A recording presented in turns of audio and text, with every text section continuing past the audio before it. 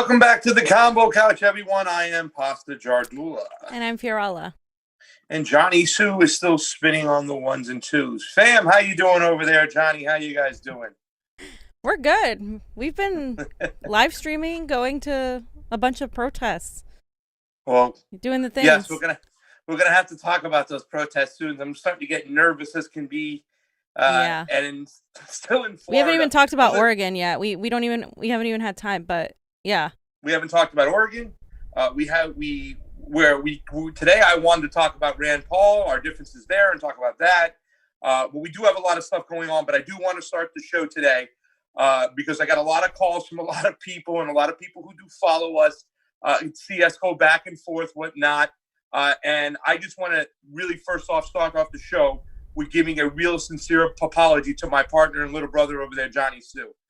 After going back and talking to some people, I did see how insensitive I did come off by not recognizing his plight and what he might have to go to as a man of color, as Johnny Indigenous at times, because I think I just misspoke from a point of saying but rather than and. Right. And the problem that comes out there too as well. And don't get me wrong, fam, there's a lot of things I'd still like to talk about when it comes to this subject, and we could talk about it all day. I know. But for the people who contacted me and the people who had said some people agree with you, some people agree with me and whatnot and stuff, I would just like to say that even though I feel that fam is more passionate about the subject, she's been more level-headed about talking about these issues, and that's the more important thing. I mean, I had to talk to people like they were a priest when it came to the Rand Paul stuff because I was very, very upset, not because I'm a Rand Paul fan, but because I feel the lack of the knowledge going out there, whatnot. But even still, when we do talk about race, and believe you me, I'm a progressive kid going back to Florida, talking with a lot of conservative friends that were in the military, conservative friends that had friends die, all these types of different types of shapes and sizes and whatnot.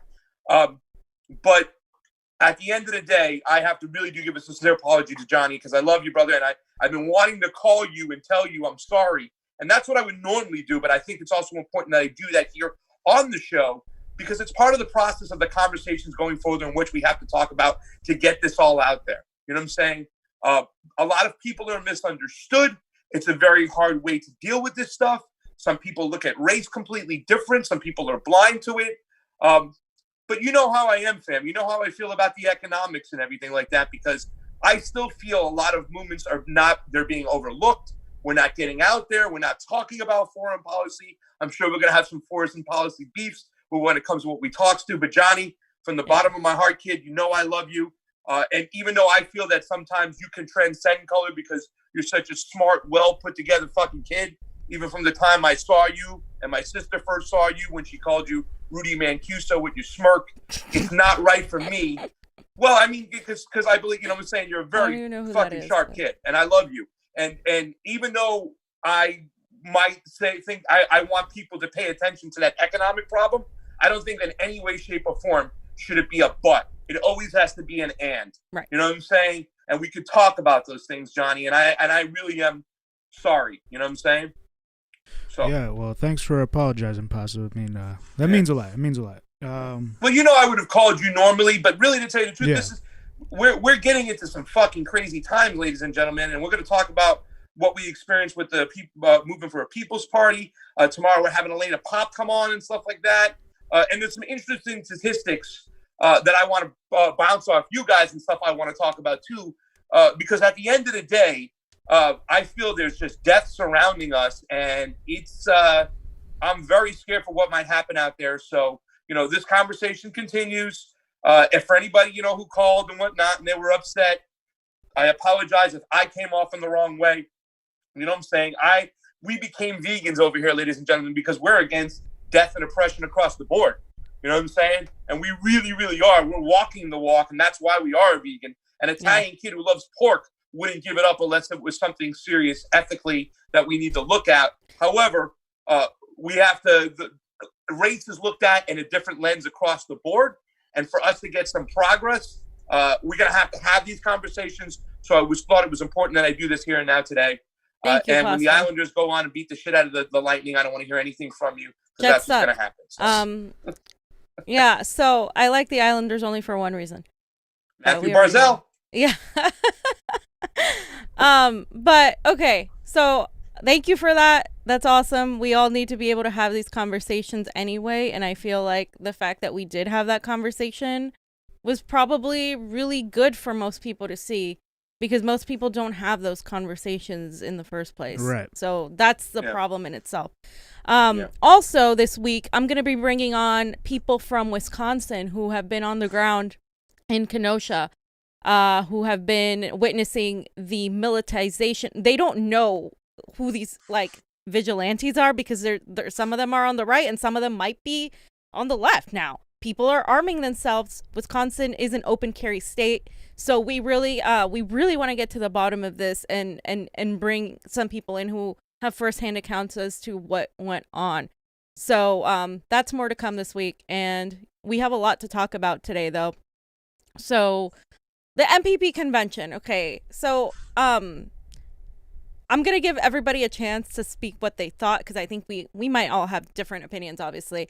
But for me, the good was, I think that the convention brought a lot of people together with different views to discuss many issues that the American people are facing, and many policies that people want to either push or people want changed. And among some of the strongest voices were independent media. People like Chris Hedges, people like Jimmy Dore, people like Nico, people like Ron Placone and Graham Elwood. I mean, those are our family, and I'm so happy that they were able to bring Jamal Thomas too. I'm sorry? Oh, Jamal Thomas, the progressive soapbox. Yes. Yeah. I mean, there were so many people that spoke, and of course, I'm going to start out with the independent media. Some of the big one that spoke was Chris Hedges. I'm a huge fan of Chris Hedges.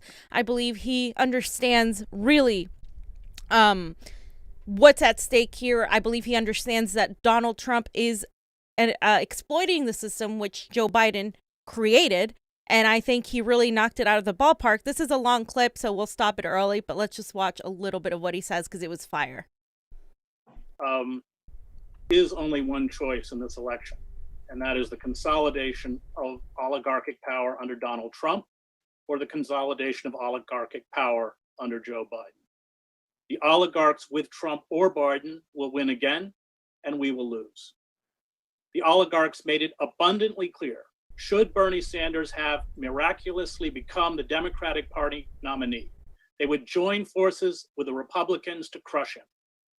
The oligarchs preach the mantra of the least worst to us when they attempt to ram a Hillary Clinton or a Joe Biden down our throats, but ignore it for themselves. They prefer Biden over Trump, but they can live with either. Only one thing matters to the oligarchs. It is not democracy. It is not truth. It is not the consent of the governed. It is not income inequality. It is not the surveillance state. It is not endless war. It is not jobs. It is not the climate breakdown.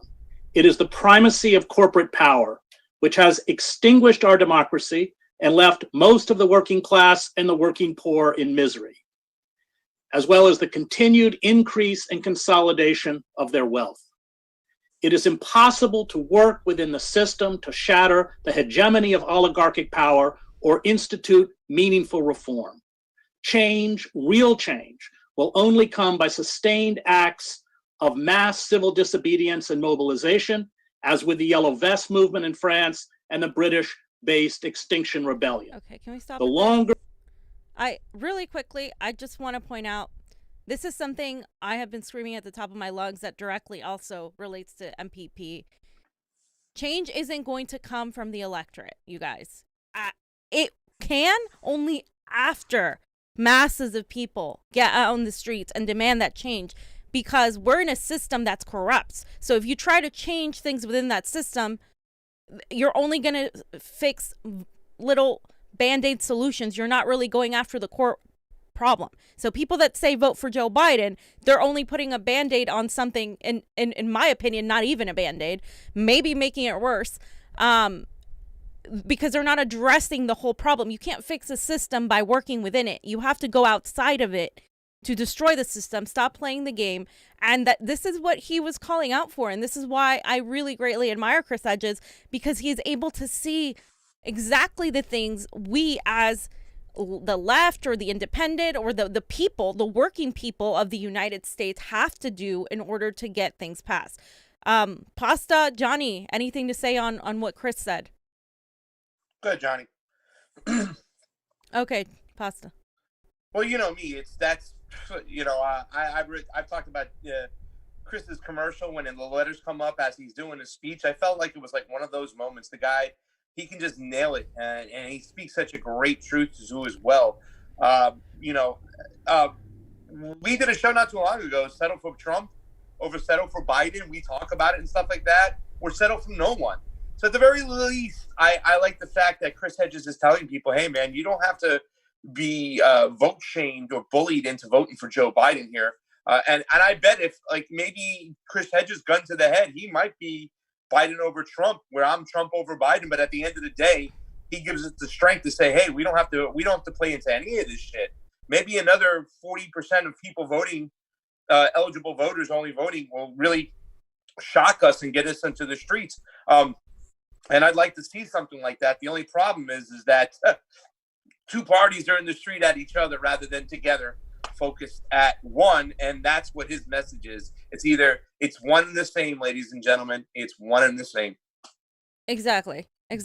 Did you want to play some more of the clip or? No. Okay. We'll so then at the end he says that he's gonna go vote. He tells everybody to vote for Green Party. He does. Yeah. So I just wanted to point that out there. Well, that ain't happening either. Yeah, I mean. Well, I think the idea is to get the Greens to 5%, and I totally understand where some people are coming from with that. I'm still undecided because part of me is like, I do want to get the Greens to 5%, but I also really like Mark Charles, and I really love Gloria La Riva. So I'm voting third party. I'm not 100% decided as to what. I'm leaning towards Peace and Freedom / Gloria La Riva or Mark Charles. I'm voting Gloria. But yeah. I really would love to see like Mark Charles, Gloria La Riva 2020 or whatever. Like that. Those are the kind of candidates I'm looking for as well. And I think the Green Party. We can talk about parties once we talk more about the MPP structure, but there's a lot of work to be done. I fall in line with a lot of the Green Party's policies, but there's a lot of work to be done in general with third parties. But just moving ahead, Cornel West, Marianne Williamson, and Nina Turner were also among the most intense speakers. All of them, however, have said they were going to vote for Biden, although Cornel and Nina kind of weren't really preaching for people to vote for Biden. Marianne a little bit differently, but I did want to hear a little bit of Nina Turner's speech because, as usual, she is a phenomenal speaker and really knows how to get you riled up. I mean, she really knows she has a way with her words. Thank you, Nick, so very much. Lord have mercy, I'm on all types of fire right now. I just want to take a moment. In the Black church tradition, and Dr. West, you're going to pick up on this real, let the redeemed of the Lord say so. This has been a redeeming, hello, somebody. This has been a redeeming afternoon through the evening here on the East Coast. As Dr. West said, from the beginning of this People's Convention to this very moment, different voices have been able to be lifted up. Salute to you, Brother Nick, to the sisters who helped you put this on, to Brother Ryan. And I got a news flash for folks. Not one speaker was told what to say and what not to say. Hello, somebody. See, that's why you got a variety here tonight of people who have different views on how to move this nation forward. But what we do agree on, even if folks don't necessarily agree on what should happen in 2020, what we do agree on is that we are in a fight for our lives and for future generations, and that we stand up for what is just, for what is right, and for what is good. See, nobody scripted here tonight. Nobody got a memo. Nobody was whispered in the ear. Nobody was told what to say, what to do, or what to think. So we are a representation of what America is. You know what? I just threw out my whole speech because every single speaker, baby, when you're giving the benediction, you just got to go on and give the benediction. That's what this time is, just go on and give the benediction, because everybody did that. Just beautiful. And Sister Marianne, Lord, don't let me start naming names, because everybody did that. You know what came to mind for me, sisters and brothers, and I wasn't going to read this poem, but as I was listening to folks, two people came to mind. One was Marvin Gaye, What's Going On? And then the other one was a poem that Langston Hughes wrote, and I believe he wrote it in 1938. And he was talking about the pain of Jim Crow and what was happening in this nation. And it's titled Kids Who Die. And I just want you, just wrap your mind around this just for a moment. Can we just take a moment? Because it is as if Brother Langston Hughes is talking about this very moment. See, I'm full right now. This is Sunday, and I am feeling all kinds of spiritual waves right now. Kids who die. This is for the kids who die. Black and white, for kids will die, certainly. The old and the rich will live on a while, as always, eating blood and gold, letting kids die. Kids will die in the swamps of Mississippi, organizing sharecroppers. Kids will die in the streets of Chicago, organizing workers. Kids will die in the orange groves of California, telling others to get together. Whites and Filipinos, Negroes and Mexicans, all kinds of kids will die who don't believe in lies and bribes and contentment and a lousy peace. Hello, somebody. See, this poem. Yeah. So she goes on to talk about, you know, how can we be peaceful when we have all of this crap going on? And you know, like I said, she has a way with her words, and she did make a point that I thought was really strong, because if you look at the DNC and the Democratic Convention and how they performed, and then you look at the RNC and you look at how they performed, these people all had an agenda, a narrative that they were trying to spin. At the very least, I was going to say the poor people's, the People's Convention was entirely different in that sense. People were allowed to speak their mind. Like I said, I didn't agree with a lot of the speakers. I agree with Nina Turner in a lot of things. You know, I'm not voting for Joe Biden, but I still respect her. I respect what she's saying, and I respect what Cornel West said, and I can respect where they're coming from. But it is that ability to have these discussions that I think they did a great job on, bringing people together to have those discussions.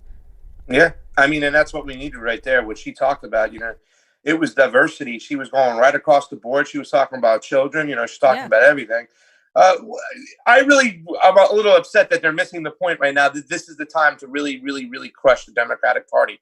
Right now is when we should be taking a stance and going, you know what? F you. I'm definitely not going to vote for you. You're not going to force us to vote for anybody anymore. And if it costs us to losing to Donald Trump for another 4 years, then so be it. The ends don't justify the means again to vote for Joe Biden. I mean, the whole thing is sick. And you can dislike Donald Trump up and down. I mean, Joe Biden, and I know we're going to get to this later, fam. I don't want to jump the gun, but holy shit, where is this guy at? Yeah, we're going to mentally. I don't want to jump that. the gun, but and I really wish they would embrace this time right now. This is the time to splinter the Democratic establishment so badly. If they lose right now, and they should lose, because when they say, well, you guys going to go out and vote for Donald Trump, you say, you guys going to go out to vote to stop Donald Trump? You say, yep.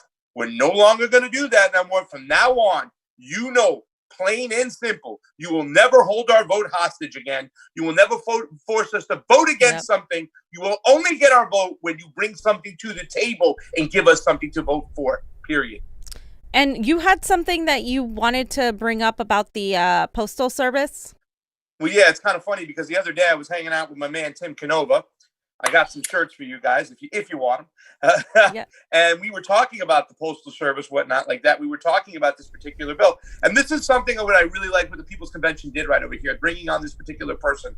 Not because they're fingering the Democrats or fingering the Republicans and whatnot, but they talk about policy and how it affects things and whatnot. Because there's a different story being told right now from both sides in Congress and the hearing that's going on and what Nancy Pelosi had done to try to bring Mr. Louis DeJoy in there to talk about things. But, the reason why he ate the Democrats up is because the Democrats, they obfuscate, fam, right? They only tell a partial story. Is that a wrong way to use it? They didn't tell the story about Nick. Back in 2009 and 2006 when they made these laws and they put them into play, which really, really crippled the post office. And I want to put this particular guy on. He was a postmaster of sorts in Vermont. And he's going to talk about this one law real quick, which is really the reason why the post office every year is going through a serious issue, why they have to fire people and why they are not allowed to grow. And even the fact that the reason over the last several years, they would have actually shown a profit. But this law that goes way, way back, way before Donald Trump was even around, way before friggin', this whole administration was running things, Louis DeJoy and this whole mentality. Take a look. I got about a minute and 18 seconds just to talk about this one specific law, which is really the reason why the post office is having trouble today. The Congress wanted to do an analysis to see how the Postal Service was doing. They wanted to see how badly we were doing. But what did they find out instead? They found out that the Postal Service overpaid retirement. Some people say 75 billion, some people say 100 billion have been overpaid during that time. Now, right after that, they came out with a law called the PAEA. This law, passed in 2006 by a lame duck session of Congress by both parties, is what put the concrete around our necks to try to drown us. We still have been surviving because you have been out there supporting us. This law, if it wasn't for this law that makes us pay 75 years in advance of retirement, if it wasn't for that law, the Postal Service would have operating profits in the last 6 years. I'm going to repeat that again. If it wasn't for this PAEA law that was passed, we would have 6 years of profits, and no one would be able to say that the Postal Service was not doing well. There you go. You know what I'm saying? And I just had a little article up. I'm really not going to get into it, but it pretty much just solidifies what the man says, that at this point, and the law was signed into play in 2006. By 2009, they didn't have the money to do this. In other words, they had to have 75 years of funding in the bank for retirees. So basically, they're making you put money in the bank to fund retirees that aren't even hired yet. Some retirees that aren't even born yet. You know what I'm saying? This was done in a lame duck session. The House pushed it through. The Senate pushed it through. It went through. And right now, this makes the post office cut their budget every single friggin' year. And it was Democrats as well as Republicans. So when they sit there and say Democrats are trying to just kneecap and defund the post office, they're lying. Because yes, the Republicans are, but the Democrats are riding shotgun, fam. And this is something I like that was spoken about right now, because at this time when things are going on, especially when it comes to our voting, and there was only one person really to talk about election integrity, right? I think there was one person, fam. Yeah, right? One person. So. Unfortunately, it was the only one. But that was Nico House. And we were really happy that he was able to address it. And we're gonna watch this video. But I was happy to see Ron and Graham give also really great speeches. There, like I said, there are fam. So let's just go ahead and play. Hey fams, let's go play Nico's some of Nico's video. And maybe I will vote for the person who had a very strict anti-war stance, a stance that is not only anti-war, but is actually a stance of peace.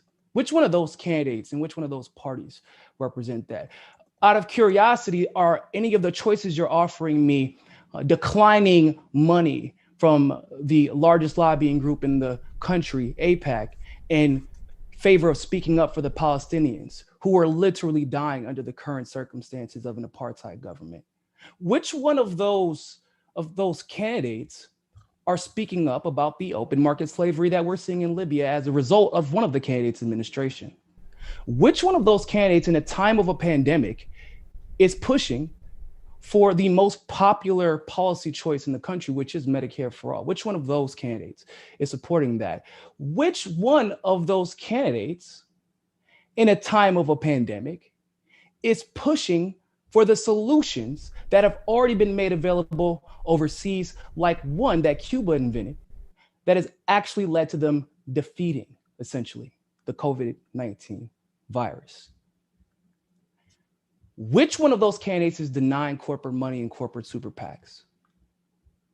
Which one of those candidates are speaking up about election integrity and fighting tooth and nail every single day to make sure my vote counts, rather than making a partisan mockery of our vote simply to push their own personal party's agenda?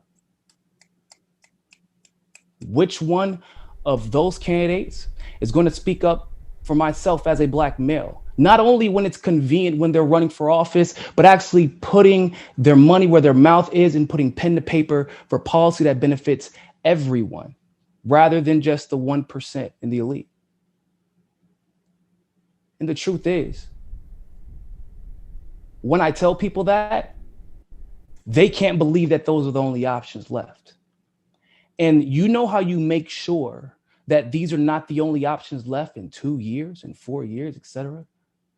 Then you organize now behind a party that is based its entire platform strictly on the issues rather than personality. See, the People's Party has been different in that regard, if you haven't noticed. There's no personality to get behind. There's no cult of a personality to get behind. The only cult that you can join is a cult of the issues. See, I know my history.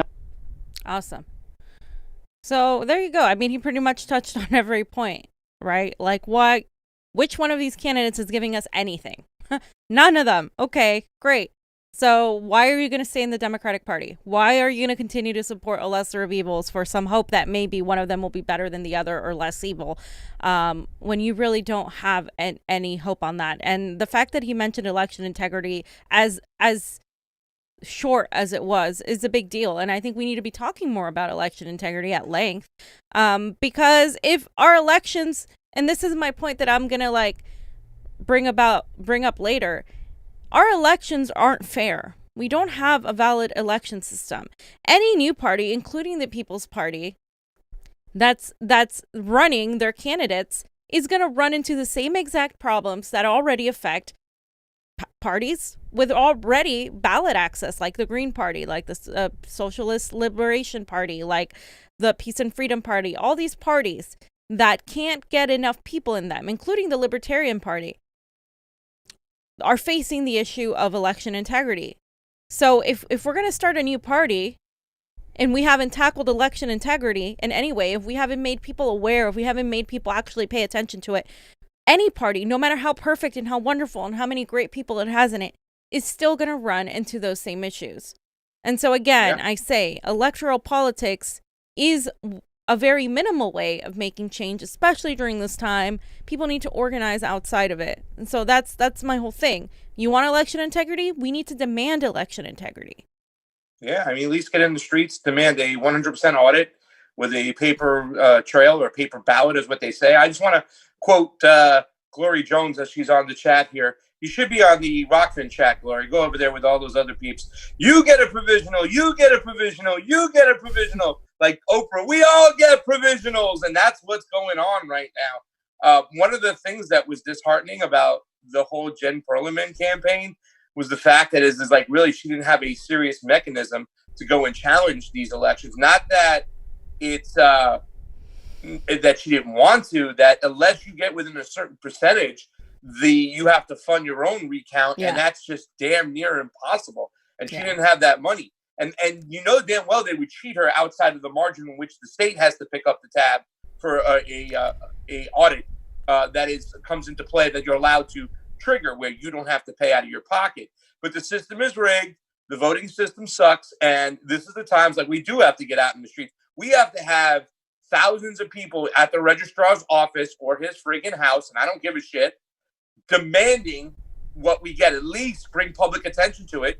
If we get an audit of sorts, that would be good too. But there's so many different ways to screw these elections, and a lot of people aren't even paying attention to it. We talk about the whole mail-in thing. The Democrats went off, and now they got this whole rhetoric that Donald Trump is trying to steal the election by sacking the post office when nobody's even paying attention. And Johnny knows. Johnny's read those contracts. You looked at them, fam, about who gets handle everything from the printing, the storing, the data processing. The fact that these are not like really sophisticated pieces of paper that anybody can make them, and they go right to the registrar, or right to this, what is it, the SOE, Secretary of Elections. You know what I'm saying? It's like the checks and balances are not there. There's no checks and balances. Transparency. There's no transparency.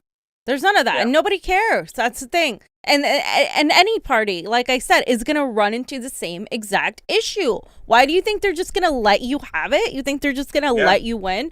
That's not going to happen. And that's one of my criticisms of that is like, we need people to be out there, different segments of people fighting for different causes. Now, because we're on Nico really quick, I just want to point out Walter Bragman, and I usually don't get involved in these things. Walker, sorry. I don't even know his name. Walker Bragman, I think is his name. Called Nico a conspiracy theorist, say, if you're going to have a convention, blah, blah, blah. Because Nico has said things that that have been considered conspiracy. We have been called conspiracy theorists by the Bernie campaign official, like the state director, director, the Los Angeles director, because we talk about election integrity. And it's like, it's ridiculous. It is gaslighting. It is CIA talking points to call somebody a conspiracy theorist because they bring up things that you don't talk about, because they question things. You should question everything. Like everything right now, because we're in this age where people can make shit up and you have to check and fact check and really like hone in to see what's real and what isn't. And so when you're calling someone a conspiracy theorist just because you're angry or for whatever, you have some personal thing, you can criticize the convention, and we're going to go over some areas of opportunity and some areas that I felt were lacking in a minute. But like, you're a journalist. He's a commentator. Like, you're on the same team here. We're against the establishment, I thought. So come on, dude. Not this dude. This guy was a warming stand too as well. I mean, but there you go. There you go. I mean, it's ridiculous in this age where, we're like, if you're really going to call yourself a progressive, please don't like go and malign a person that is speaking on such important issues. Nothing Nico said is false. I mean, everything, he hit the nail on every single thing that was said. And I think that, just going there is really bad. But I just wanted to mention that because I thought it was dumb. And he's pushing people to vote for Biden. Like you just said, you pushed Warren hard in the primary. Nobody has any reason to trust your view of third parties. You're also a Dementor dude who fought hard against third parties. Right. And it was an F off Bragman, right, to begin with. No? Yeah. And so, Fams, Johnny, anything to say, or you're good? Maybe he wants to read the super chat contribution from Steve Wilbrandt, who says, why wasn't the Convo Couch on the MPP Convention? Just curious. I'm curious too, brother.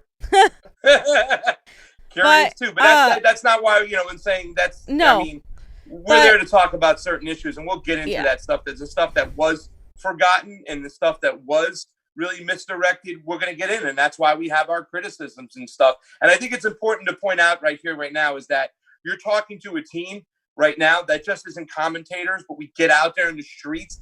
My partner, Fam, no matter how many times or whatever we say or what goes on, nobody should ever doubt the reach she has when it comes to coordinators. You guys learned this in the last election. She can go to any state and any primary, know people and whatnot. She knows organizers. She was an organizer first. So I just want to point that out, Fam, and go on into that next subject.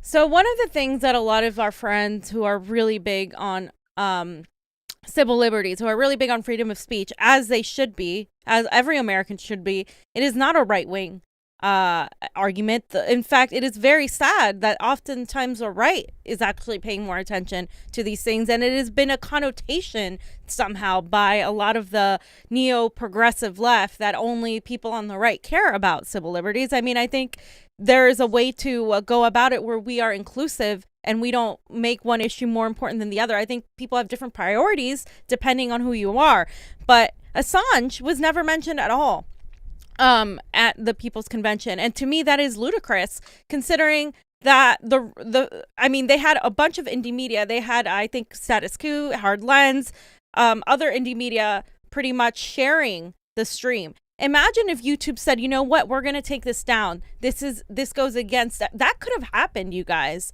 And that is so important because nobody would have heard all of the things that people said, all of the great, wonderful things people were talking about. And to not mention Julian Assange, to me, is a sin. And I know Nico apologized because he didn't mention it, but he shouldn't be the only person that is going to mention it, that is talking there.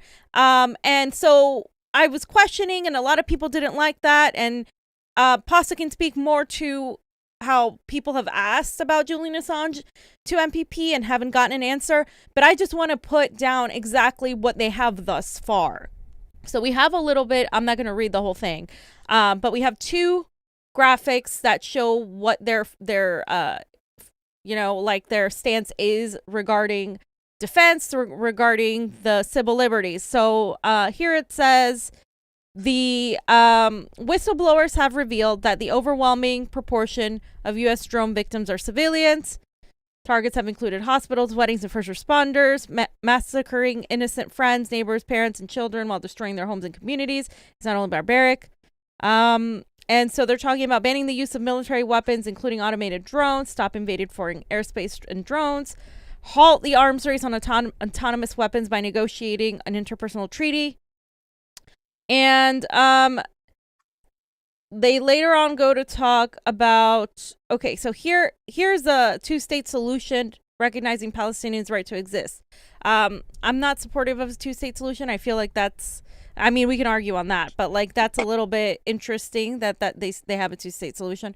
But here it is, the defense civil liberties, specifically getting into civil liberties. Americans are the most surveilled people in human history. Studies have shown that mass surveillance suppresses the freedom of speech and freedom of thought, undermining the fabric of free society. By preemptively subjecting everyone to surveillance without a warrant, these programs presume guilt instead of innocence, reversing the foundation of our legal system. Reassert the human right to privacy in the 4th Amendment, repeal the Patriot Act, and abolish mass surveillance. Affirm the right to free speech and free assembly, strengthen protections and rewards for government and corporate whistleblowers, and increase penalties for those who conceal government crimes and negligence. Abolish government torture, indefinite detention, and extrajudicial assassination. Defend habeas corpus, protect the Freedom of Information Act, and mandate a higher government response rate. Without transparency, there is no accountability. A democracy is only as strong as its freedom of information. People need access to free and uncensored information in order to make informed democratic choices. Access to the internet is no longer a luxury. It is essential to a 21st century democracy, commerce, education, telemedicine, and public safety. Protect net neutrality, classify the internet as a public utility, and bring the country online with high-speed community broadband. Expand public parks, libraries, and community spaces. Okay, so I think this is a good draft. And I'll ask you guys' opinion. I think this is obviously far and beyond what we have in the Democratic Party right now. So obviously it's a winner in that term. But I do feel like it needs to be more specific about the protections against whistleblowers and specific regarding exactly like just more specifics. And because they're talking about access to the internet, it's a little bit vague and broad. I think having somebody that's really, really an expert on this sort of thing, like the people who have been advocating for Julian Assange, would be great. Specifying the specific whistleblowers that should be pardoned would be great. We need specificity because the problem when things are very broad is that you can change them easily. They can be manipulated, and you can stick something in there that kind of falls in line with it, but can also be manipulated. So when you're starting a whole party, you're going to be open to these criticisms that people bring, especially people to whom this is such a big deal. And most of those people are journalists who do the work and who are afraid of getting shut down or shut out, or in some cases exiled or murdered, right? Yeah, I mean, people who know the subject well. And I'm saying when it comes to Julian Assange, make sure that they get there and a platform and a chance to talk to them. I reached out to Action for Assange today. I said, "Were you guys contacted to talk about this?" Because it was kind of disturbing that we didn't hear any talks about Julian Assange, and the answer was no. So this is a subject that really is kind of missed by a lot of Democrats. They don't talk and about progressives. Big avenues. Yeah, progressives I think neo-progressives forget to talk about it. I don't know if you want to. Yeah, progressives in general. In general, they miss the boat when don't it comes talk about it. Yeah, they don't, and it's so important because it is a form of fascism that can slip through when you put one voice forward and you suppress another. When the state is putting forth their media but leaving other media out, you're going to just change the whole narrative. I mean, how do you think we get so many people across this country? How do you think they get so many people across this country to vote against their own interests? Why? They're controlling rhetoric. It's something we have to take serious as Americans. If we're serious about all these other things when it comes to Medicare for all, for Green New Deal, I know what you say too, fam. We talk about this. The mind says, let me be able to take care of my health first. Right. Let me be able to take care of the planet first. But the bottom line is, in a democratic society, if you don't have the foundations for democracy laid down, which is election integrity, making sure that people's voice counts, and two, our civil liberties are always protected and our freedom of speech is there, you're never going to have those things. And that's why I know it's hard to get people on those things, and it's not sexy, but it's so important right now. And we know better than others. I mean, when you have your own YouTube channel, when you have suppression of voice, it's no joke, ladies and gentlemen. I mean, what they're trying to do us, the way they demonetize us, all our videos are demonetized. They're not shared. They don't go into queues. Why? Because we're talking about things the establishment who is combined with the media don't want us to talk about. They don't want us to, they don't want you to hear it. So and we don't just when mention our civil liberties are intact. Go ahead, buddy. Sorry. No, you're fine. And we don't just mention it. I just want to say we don't just gloss over it. We don't just mention it. Like, we literally dive deep into these topics, especially foreign policy, which is one of the things that is really, really lacking on the left. I mean, you can put civil liberties and foreign policy, that is literally not on the radar of the left. And it is so important that it become on the radar. I mean, I agree. I mean, like I said, when you're having a convention where it's so important to have good internet, to have those people be able to express themselves, you have to mention, like, Julian Assange. Like, why is Assange so important? Why do you guys care about this guy? Well, first of all, he shouldn't be in prison. Completely unethical. He was a whistleblower that literally sacrificed his life to give us information, and whatever you feel about him as a person is independent of that. I mean, I just think people have literally read into, oh, he was this, he was that.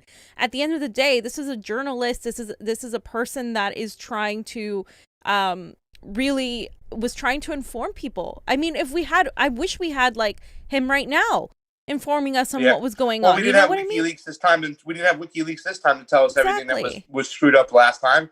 And when they went to the courts, you know what I'm saying, the Democratic Party pretty much said, which Nico, the conspiracy theorist about, the election and the Democratic, lawsuit, he pretty much got, Jared Beck got the DNC lawyers to say that the Democratic Party can go in a back room filled with cigar smoke and pick whoever they want.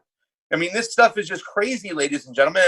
And Assange right now, you want to talk about it right now, they can take you down, they can suppress you, they can suspend your channel for quoting or showing anything from WikiLeaks. I mean, ladies and gentlemen, and they're going to kill the messenger, they're going to kill the truth teller, and you're not going to say anything about it. This was a big missed opportunity by MPP. I'm so sorry. You have to be told. You've been exposed. You got to freaking have an Assange expert on. And that's the thing I want to see. Is that when we talk about diverse people and stuff and other sides, and there was a lot of things talked about, but there were a lot of things left out, and that's a weakness in the party. When you can't make sure that this is elevated, this conversation, this was a missed opportunity, fam.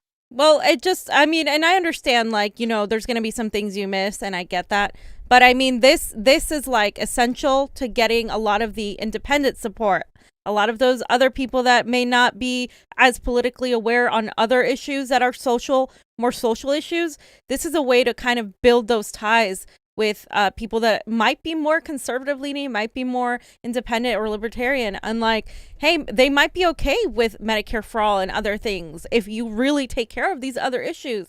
And so that's why I think it was so important to say. And like, I'm glad we have people like us and the Assange people, which by the way will be on this week, because they are going to DC and Action for Assange is, and they're going to be, over there where the action's at. And I want to learn more about that, and I want them to inform people more on that. And I think more progressives need to pay attention to that. So and those guys, fam, too, they pay attention to bills when it comes to our civil liberties. Yes, they talk about that stuff. When you want to know about Julian Assange, civil liberties, Epstein stuff, these guys are great. They do the homework. They bring this stuff out, and it's just not, you know what I'm saying, the civil liberties things they talk about all these bills and what they say moving forward. They understand this stuff, and you got to make sure, if you're running this thing, you got to make sure that one of these people are on. If not them, somebody else who knows Assange well, somebody who's going to talk about this. I would have liked them to talk about the way, YouTube. I don't know if people know this. We keep talking about this channel.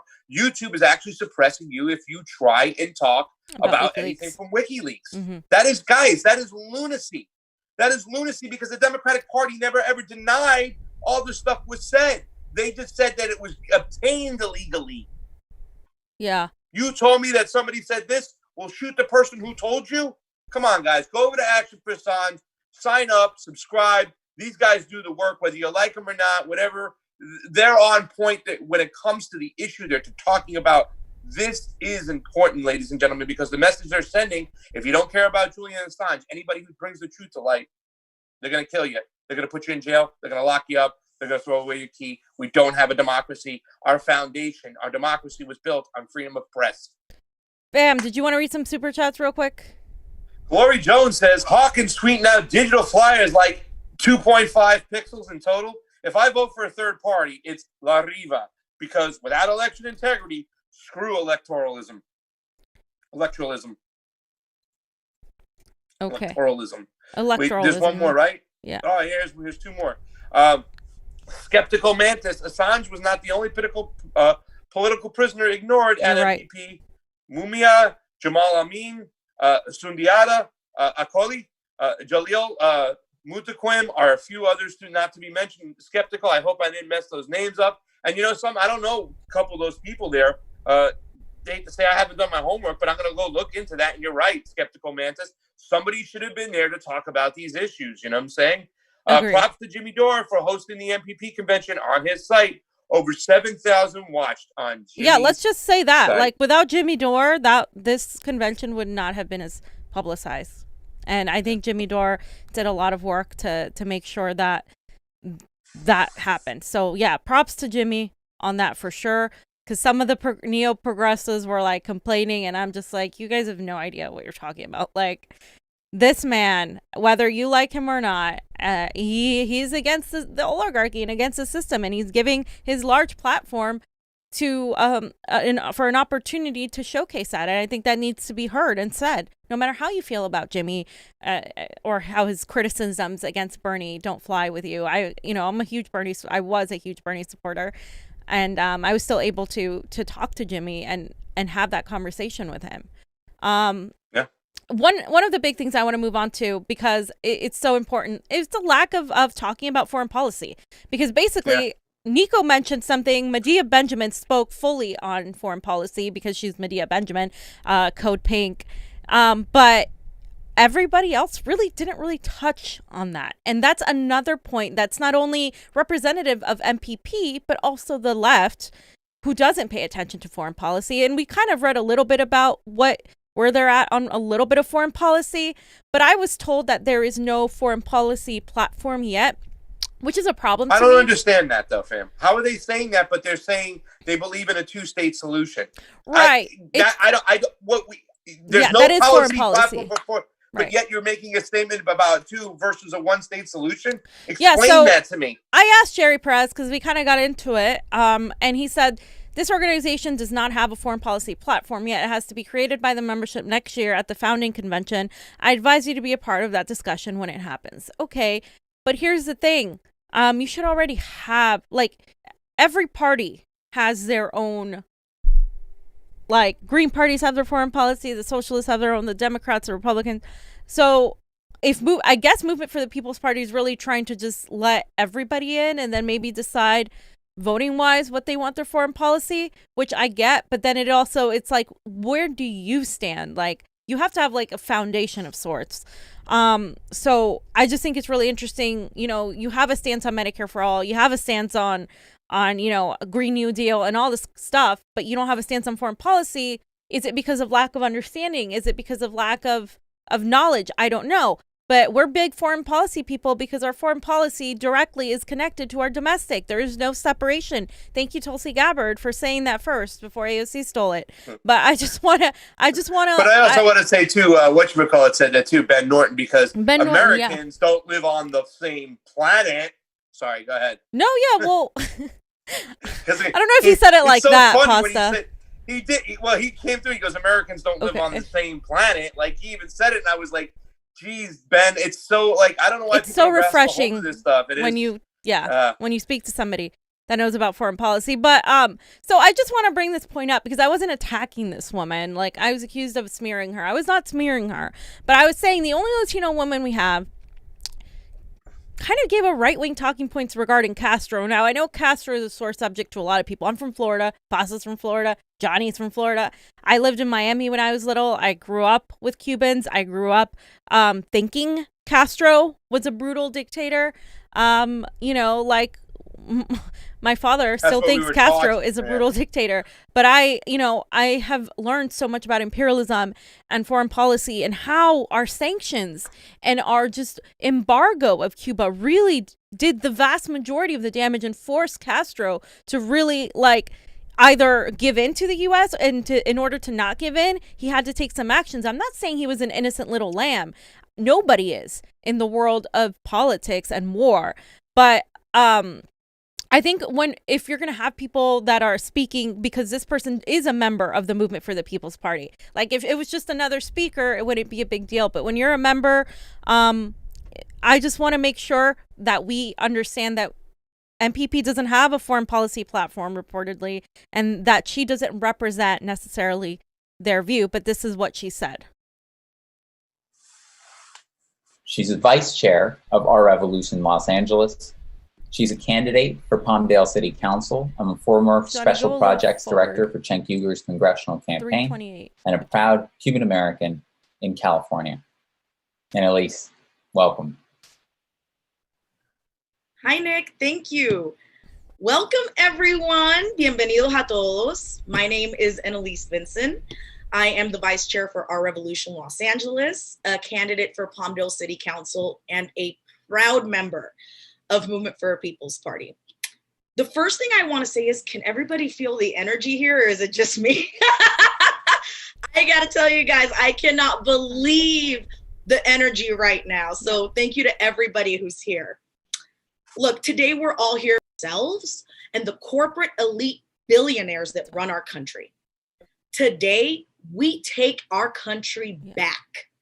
We will be founding a major new party to take on the corruption of the Democratic and Republican establishments. And we will be creating a party that actually represents working class and middle class Americans, not just corporate interests and billionaires. As a Cuban immigrant, I have always felt a special responsibility towards protecting our democracy. When I was 7 years old, my mother and I fled the Castro regime, and we came to the US on a visa. We struggled, and there were times that I could not see the light at the end of the tunnel, and yet we're still here today standing strong. As Latinos, we've been shamed into silence. We're so grateful to be here that we don't speak up. And we are always scared of the persecution that we see both in our brown and Black communities. Today, our silence ends. You see, we are all Americans, and it is our responsibility to fight for our country, to tear down the corrupt system that has oppressed us for so long, and to build a future of equality that we can actually be proud of. The Democratic and Republican parties have been taken over by corruption, greed, and big money corporate interests. They have taken Americans hostage and have used fear to win our votes while squashing dissent. The corrupt criminals that are currently in office have sought to take everything from us. They've sought to take our dignity, our ability to put food on the table, the safety of knowing we have a roof over our heads.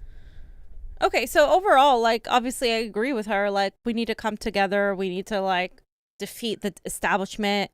But protecting our democracy is a red flag for me. When people say that, I hear neoliberals say it, I hear the Republicans say it. It is protecting our democracy from what? We're the ones crushing democracies around the world. And so, if this is going to be a Latina, because as a Latina, the only Latina I'm seeing representing is these talking points that I'm like, this is like very like neoliberal, like this is very, like TYT-ish. And then come to find out, she worked for Cenk Uygur, which we know he's not a progressive. And so I just simply brought it up, like thinking Castro, and this is something I want to educate people on. And that's why, like I said, I'm going to start making videos about socialism, communism, and what's going on. Like where does this stem, this idea that Castro is this brutal dictator? It is America who has created that idea that Castro is a brutal dictator. I am not dismissing the fact that as a Latina, you come to the United States, because I had to do the same thing. My family did. But at the same time, we as Latinos need to be aware of the imperialism behind the way Latin America is, why Latin America is the way it is, and why what actually happened in Cuba was the vast majority of people that escaped during the time of Castro that escaped were actually bourgeoisie, land-owning, pro-slavery, like elites who didn't want to be a part of this, who were under attack under a actual working people's revolution.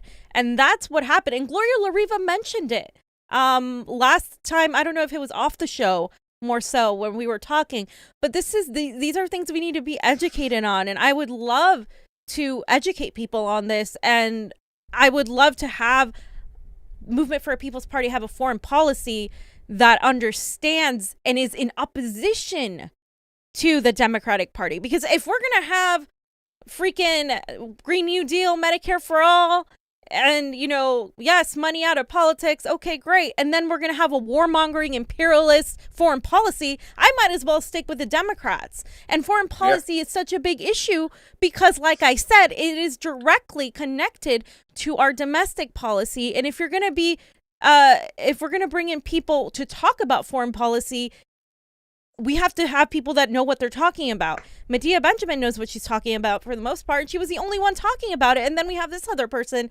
that really wasn't really saying that much. And so I didn't see a representation of foreign policy there. I really think that's where we fall. And, like, it's just like with Bernie's candidacy, like everything's great, but the foreign policy wasn't there. So it was going to be the same as usual. And we have to understand that. Yeah. And when she said we have been shamed into silence, Latino people, I'm like, oh, you didn't meet my partner. So that's like, she ain't shamed and quiet. She's out there screaming. I mean, I know what she means. I know what she was saying, but I just thought it was funny because I'm like, you haven't met Fiorella? Okay. But, I mean, even the way we were talking about, the main thing to talk about is the democracy. When she says our democracy has been hijacked by, I'm like, girl, do you know how long it's been hijacked for? It's been hijacked for a long, long, long time. This ain't new stuff. And our imperialism is our imperialism. Any way you want to look at it, you know what I'm saying? We can't say boo about anything, especially when Batista was there at the behest, of the United States and doing what he was doing. He was no, it wasn't like a peaceful society over there and whatnot. Maria, I'm sorry, I just interrupt you since Johnny has it on the screen. Maria Fonseca posted this documentary looking for Fidel, and she was saying how it shows exactly what happened. And she posted a lot of documentaries under my tweet because I said, Fidel Castro wasn't a brutal dictator. Like, this is what happened, and a lot of people were posting. Yeah.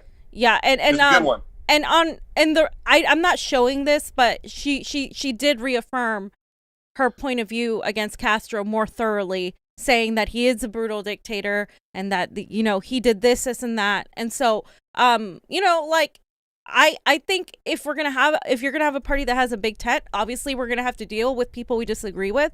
So I'm all for that, but I'm cautious of not having a foreign policy platform. That's what really, really does it for me, is that how do you not have a foreign policy platform?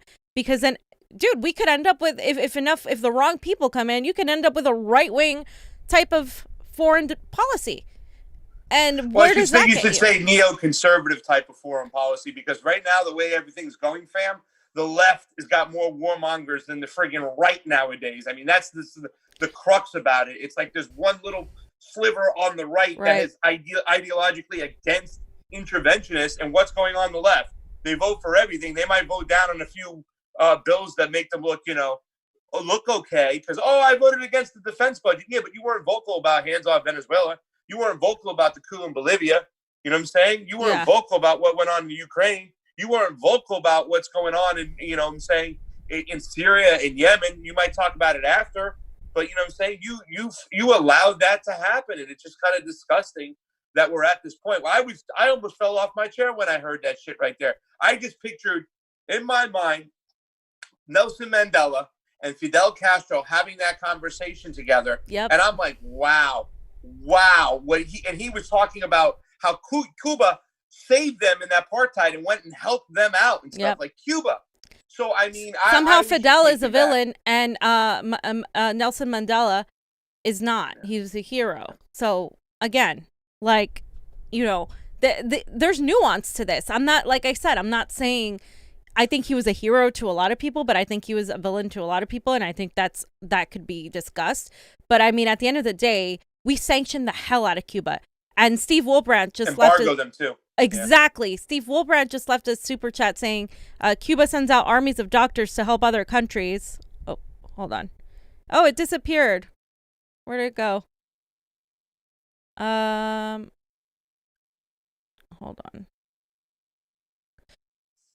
While you're looking for that one, Justin B said, best reporting around, Convo Couch dropping truth and giving solid, balanced analysis. Wait, this wasn't MPP's founding convention? How many founding conventions will they have between now and 2024? I don't know. That is a good question. Right. And the fact that, I'm saying there was no foreign policy on the table, but there was opinions about foreign policy. There was two-state solution. There was the dictator of the Castro They did regime. have a Palestinian, though, on later at some point. So yes, they did. It said members of MPP cannot submit resolutions for the party to vote on. That power is only for the elites in the party. #corruption. Steve I don't know Wolbrandt. about that. Here we go. He sent out armies of doctors to help other countries. America sends out armies of mercenaries to topple legitimate governments. Exactly. That's exactly what we do. And Cuba, like Nico mentioned, has a vaccine right now. You can say whatever you want about Cuba, but they have a vaccine right now. So I think that's worth noting. And there's a couple people that are that I know that are living in Cuba. I should reach out to them. But it's to me, it's like it obviously wasn't an important issue to a lot of people. And that's really what saddens me the most, because it's so important what we're doing. And any sort of conflict right now could be a nuclear catastrophe. I didn't see anybody talk about China. Talk about what's going on in Belarus, talking about the things that people should be talking about. And I would love to see more voices that are able to talk. Nobody from the gray zone. Nobody. I mean, these are the people that you want to be talking about foreign policy. So yeah. So they messed up. They didn't really talk about elections other than Nico, so they got a little sliver of it. They didn't talk much about our civil policies and left Julian Assange out.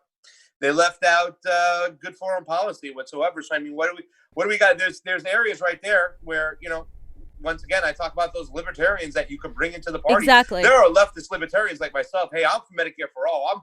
I don't even want to say a Green New Deal today. I'm for climate policy that's going to save us. I'm for legalizing marijuana across the board. These are things that, I'm saying. Criminal justice reform. Like, Yeah. you're for all those things. Yeah.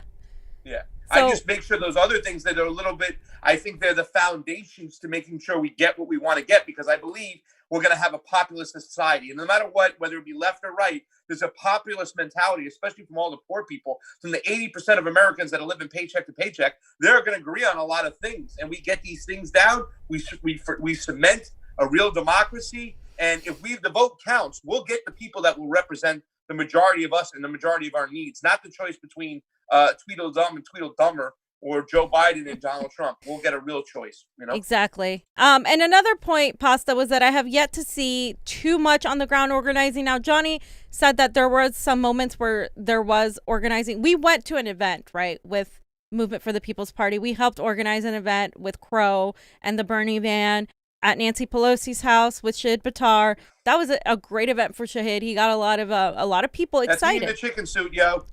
2 days later, I believe, or a day later, I'm not even joking, is when those accusations against him came out. Yeah. It was literally 2 days later. We were on our way back, and we couldn't even believe it, you know what I'm saying? But we went out there. We brought so much friggin' energy. You know, we knew some people involved. They came up. There's Christoph. He came up there, whatnot, you know what I'm saying? And we went crazy. I was up on that thing with Shahid Buttar. And the other girl next to us was the coordinator for the Movement for the People's Party. She had the microphone. We were there with her. We were behind it. You can see the people's bailout all on our cars. We had Movement for the People's Party. So we went up there to support their cause and join them, whatnot, in this protest. And I've always been questioning what they say online is different than when they get into the streets. It seems like it's a little bit off.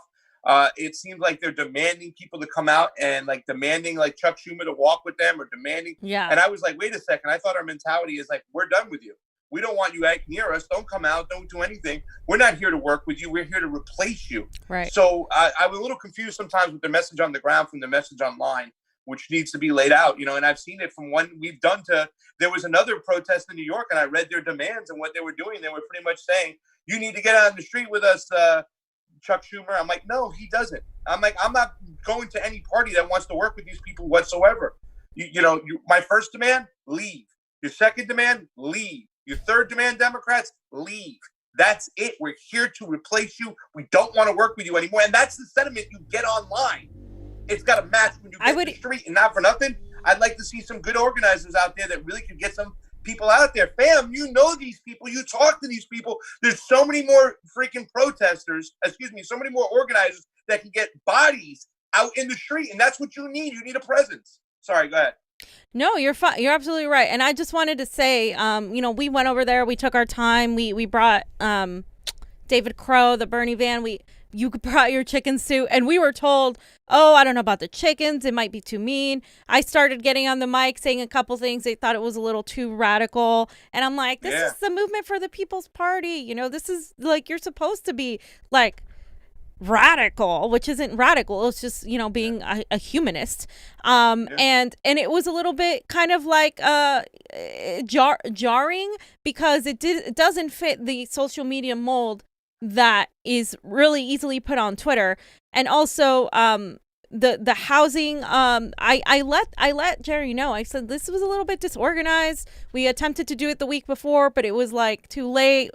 And it was the housing address was wrong. Now Nancy Pelosi changes her address she every other day. She tries to avoid, and people are doing the best they can with the organizing. So I am empathetic to that cause, but I felt like there could have been a better way to organize things. I didn't really see too many other big events like that at all. And let's be real, Pasta and I didn't get a single thank you. Nobody said anything to us. Nobody informed us of anything like that. And I understand if you're very, very busy, but so are we. We went to Portland right after that, pretty much. And so, it's these things that are just lacking in the organizing. And Pasta mentioned the organizers that I know, right? And I'm going to be honest and frank. A lot of organizers I know do not want to work with MPP. They had a bad experience in 2016. I'm not going to speak on their behalf, but they have told me that they weren't really trusting of the foundation of it, that they feel it's they left because it was very toxic, disorganized, etc. A lot of these things happen in our movement. we can't necessarily take one person's word for it, but there are a handful of people that I know that don't want to work. I know a lot of great organizers here, and I've tried to get them connected. For some reason, I don't know whose side it's on. It's not happening. And it's because here's the thing, and this is what I really wanted to close, kind of start closing this segment on, is electoral politics isn't going to save you unless you lay the groundwork.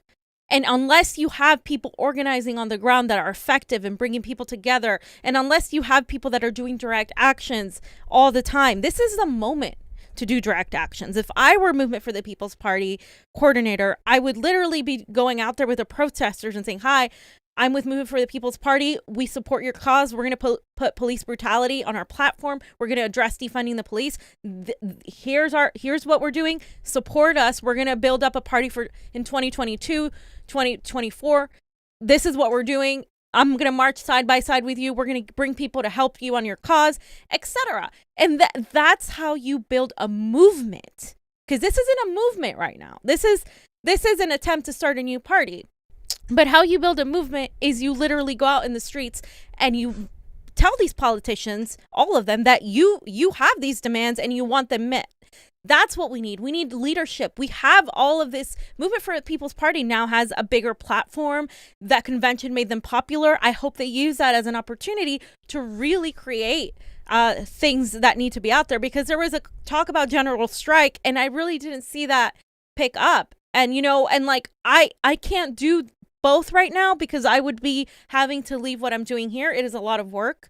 But I'm telling you, as someone who is organized and as somebody that knows a lot of organizers, it is essential that it's not just a social media campaign, that you actually get out there and do the work, because people, this is the time is ripe to go after those young people that aren't educated on these issues, to get them involved and to also show them that you are in solidarity with the things that they're doing, and also build connections with other people, with the people who are fighting for Julian Assange, with the people that are fighting for veganism, whatever, better treatment for animals, with the people that are fighting for criminal justice reform.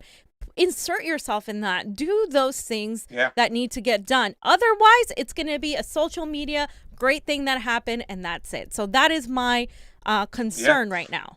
And let me say this much too, ladies and gentlemen. A lot of times we just cover these things. I wore a chicken suit. I got on board. I went and protested with people. We go to these protests to cover them, to follow them, to interview them. There was no microphone. I had a bullhorn and a chicken suit, and I was with Movement for the People's Party and Shahid Buttar going after Nancy Pelosi. I joined that protest because I wanted to be a part of that. And let me say this much too as well. We had Jerry on the show when OR was merging with people Movement for the People's Party. Nick Brown has been on our show. We went to this protest over here and stuff like that. Let me say something, leadership. You can get mad at us not. Step up.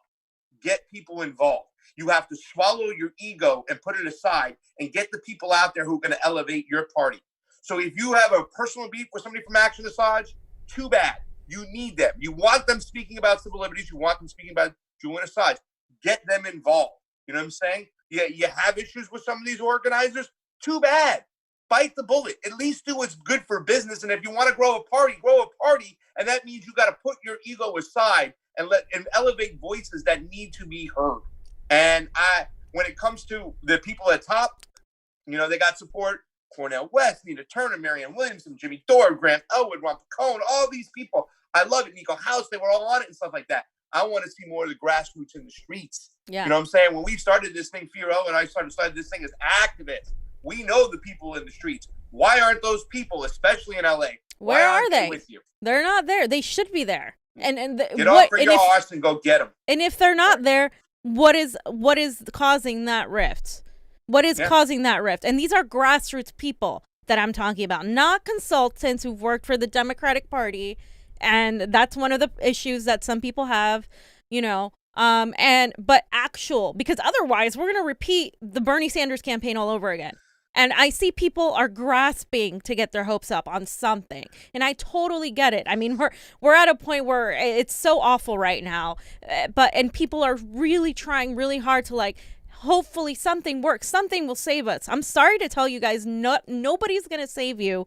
Stop sitting back and letting expecting electoralism to work for you without doing the work. You have to do the groundwork. You have to address election integrity and the lack of access to ballots that all these third parties are facing. Why start a new party when there are other third parties who have the same issues you're going to run into? So again, there are already other third parties that are way ahead of Movement for the People's Party, and they're still facing the same issues that Movement for the People's Party is going to face regarding election integrity. And like I said, not enough was talked about that. So it is all these things that we're saying isn't because we're trying to like knock shit down and because we don't like anybody and nothing's good enough for us. It's because we're on the ground too, as Pasta said, so we understand what is going on the ground. We're not just sitting back and saying, yeah, we need this, and that.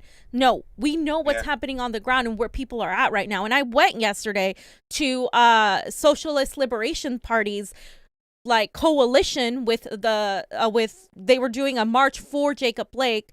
It was not Black Lives Matter. It was Socialist Liberation Party. And they had a couple people who were of other organizations who were Black and of color, but the vast majority of it was Socialist Liberation Party. And they talked about Fred Hampton. They talked about Malcolm X. They didn't just talk about MLK.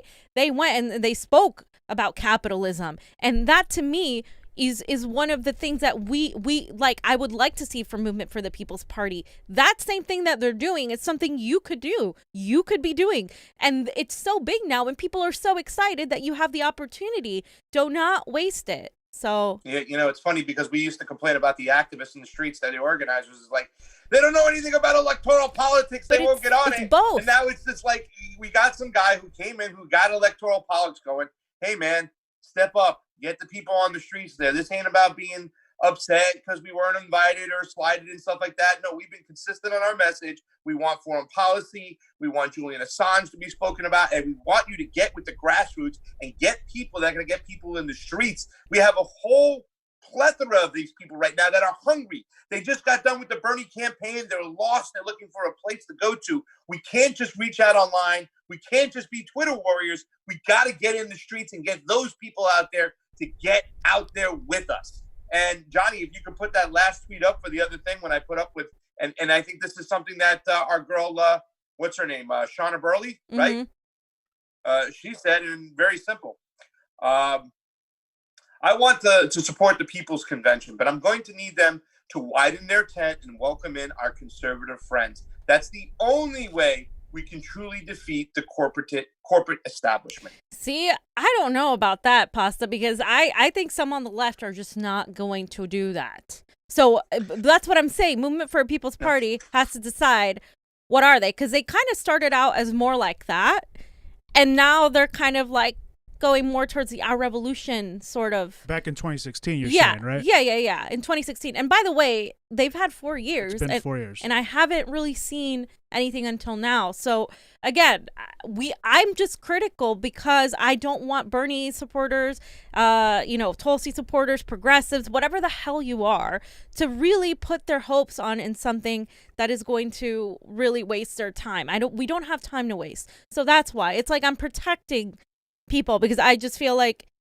dude, if we don't do something now, we need action now, not in 2022, not in 2024. You can electorally be planning for that, but you need action now. And I do agree that a party that is welcoming to conservatives might be successful. But here's the thing, Pasta, and this is why I think we're going to have a multi-party system.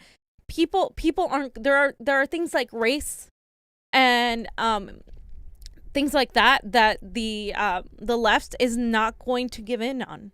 They're not going to give in to something that's not, racially inclusive or whatever. And some conservatives might have an issue with that. It depends. I think there are conservatives, though, that can be reached and turn and be like, if we cover these 3 issues, whether it's foreign policy, civil liberties, and, whatever else, election integrity or whatever else, they might be okay with what everything else is being said, as long as they cover those bases. Yes, there are those people that you can reach. And I think I think they need to define exactly what that is. So well, we talked about that kind of libertarian mindset, the things that we really need to get the Democrats on when it comes to, our civil liberties, our election integrity, our foreign policy and stuff like that. But that's why we always talk about, the economics, because, you know what I'm saying, 80% of Americans are living paycheck to paycheck. So if we can agree on those things together, that's going to help, you know, the racial divide, the patriarchy, everything, and kind of lift us up. And we can work on those things. You know, at the end of the day, I don't think a lot of conservatives are just necessarily racist. I mean, I just think they look at race differently, and we have to talk to them. We have to have those conversations and stuff, because a lot of people too, you know, they want bread and butter solutions that are going to help them.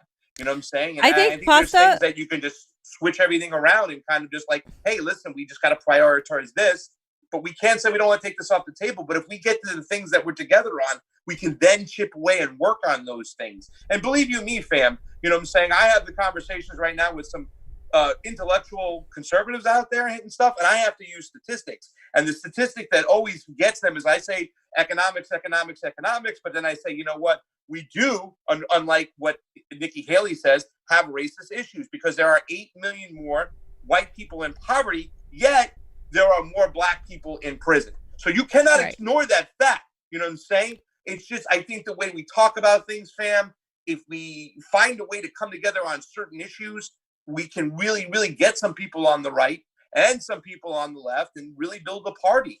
You know what I'm saying? So, I mean, once again, it's the messaging, it's the rhetoric, it's the prioritizing. You know what I'm saying? I think we could have a whole show on how, if that's even possible, because, you know, we can have a whole show on that. You know, you and I, we should do a separate show on just like, is it possible to create a party that's inclusive of everybody with the left? I don't know. I think we could talk about that for hours. Yeah, there's populist issues, you know what I'm saying? And I think we could do that. It's interesting that the Green Party's going through that right now. SS Breon wrote, I'm done with the Democrats, but I'm still torn between joining the Green Party and MPP. I like both parties. Well, I mean, you don't have to worry about MPP this next election. Yeah. Because there's nobody running for president. So exactly. So anyway, we should move on because we've been on for a while. But yes, not applicable, by the way, says one of the directors of MPP worked with the pigs. Can't prove it, but I know what I know, period. Well, you need proof, pal. I love you, not applicable. I just know. We can't say that if we don't know. I'm sorry. Yeah. But let's move on to the next segment, and we'll try to like make this quick. But it's an important segment because, as you guys have noticed, Republicans are winning. And it's because they're giving their base what they want, while Democrats are actually pretending to be Republicans, and they're really bad at it, and they're giving us nothing of what we want. And being hypocritical the whole time. Exactly. And I feel like this is on purpose, but Waleed Sahid posted this latest CBS poll where only 5% of Republicans say they're voting for Joe Biden. Right now, that's lower than the 8% of Republicans who voted for Obama in 2008. 6% of Republicans who voted for Obama in 2012, and 7% of Republicans who voted for Hillary in 2016. So, yeah, that's an interesting statistic. And he goes on to say, in August 2016, 41% of voters identified as Republican, GOP leaners, and 48% identified as Democrats, Dem leaners. In August 2020, 42% of voters identify as Republicans, GOP leaners. 48% of voters identified as Democrats, Dem leaners. So it's a little bit more, but I think these polls aren't showing everybody and everything because, like I said, we were in Florida, and I'm telling you, Trump is going to win, and it's not something that I'm happy about. I'm just literally telling you what it is.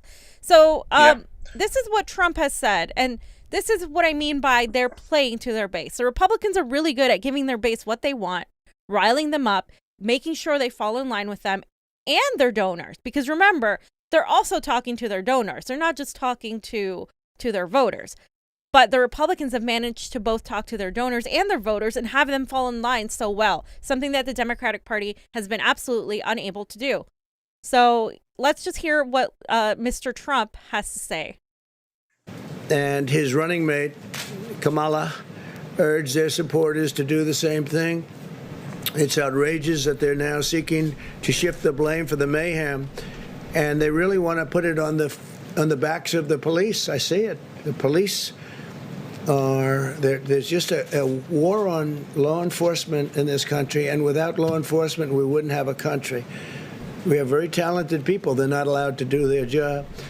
If you give the radical left power, what you're seeing in the Democrat-run cities will be brought to every city in this country. If they have that power, every city in this country could be potentially another Portland or another Chicago where they've had such problems. To defeat them, we must jail lawbreakers, and we must defeat their hateful ideology about this country, about America. We must teach our children that America is an exceptional, free, and just nation worth defending, preserving, and protecting. And that's what we want to do. They want to destroy our country. They're going to destroy our suburbs. But I think I've gone a long way from allowing that to happen. The suburbs are protected, especially with the rule changes that I made. I took them out of the Obama administration. They were going to be made much worse. What we're witnessing today is a result of left-wing indoctrination in our nation's schools and universities. Many young Americans have been fed lies about America being a wicked nation plagued by racism. Indeed, Joe Biden and his party spent their entire convention spreading this hateful and destructive message while refusing to say one word about the violence. They didn't Okay. So, like, as you can see, Donald Trump is going full fascist. It's like he's reading a script. Fascist. He's going full fascist. I mean, let's be real. He's reading a script, but this is, I mean, look, he's literally saying what I hear people trolls who come onto our thing when we cover the protests, saying the same thing they're saying. They are right in line with him. They are right in line with him. He is going after those people because he knows that divide and that people, and scaring people, fear-mongering them into thinking that these Antifa and these radical leftists, by the way, calling like the Democrats radical leftists is laughable. Are going to like really, but it's working. It is working so well. Yeah. And it's really dangerous because the Democrats don't have a real opposition. He's really fear mongering, saying that they're going to go to the suburbs and stuff like that. Like that's not happening. The part of the problem is what's going on and what feeds crime or whatever you want to say. It's poverty. You know what I'm saying? Poverty is the thing that's really killing. So, you know, when you have all these austerity members from all these Democrats that just repeat the Republican, it's one big party. You have all these people getting poor. You know what I'm saying? And that just fucking lights a match on everything. We said this before. 80% of Americans are living paycheck to paycheck. They're on edge right now. They're freaking nuts, though. So, I mean, I do not like what I see going across the board here. You know, I don't like this rhetoric for Donald Trump because this makes me think that they can just get freaking Gestapo-wise. Yeah. But, you know, what have the Democrats really fucking done to help the situation? That's they push a guy in Joe Biden who introduced the freaking crime bill, Kamala Harris, who jailed how many black people for smoking weed and hung them on technicalities for people who wouldn't even give them DNA to prove that they were innocent in some DNA test to prove that they were innocent. So it's like one party's feeding the other right now. Yeah. It is scary time, ladies and gentlemen. It is. I don't know. And people like Ann Coulter, you know, first she said Kyle Rittenhouse, she wanted him to be president and her bodyguard. And now she's bringing up a point of weakness in the Democratic Party by saying Biden will avoid debating Trump. Trump and media will blame COVID. Dems and media will blame COVID, Trump's racism, or an act of God. But somehow he won't debate Trump. This is the thing. Biden not debating Trump, the Democrats hiding Biden is like the worst thing they can do. He looks weak right now, plays to Trump's base. Look how weak he is. Look how stupid they are, how inept they are. I'm going to take this country. I'm facing the forefront. I'm making America great again. It goes right into it. And the Democrats, instead of actually defending it, put out Joe Biden, who can't even complete sentences. And neither can I, apparently. But let's just let's watch what Joe Biden said. You know the thing. No, you're doing a good Joe Biden imitation right now, by the way. You know the thing, fam. No, first Biden is gonna discuss fracking, and let's talk about that because this is what the Republicans said. Joe Biden is gonna ban fracking, right? And instead of being like, yeah, I'm gonna ban fracking and get the progressives and climate activists and all these people who literally don't want to die on planet Earth on his side, he tries to be a Republican and he does a really bad job at it because Trump, you're not going to beat Trump at being a Republican. So here you go. Or maybe he will. I don't know. I've laid out an agenda for economic recovery that will restore a sense of security for working families. We won't just build things back the way they were before.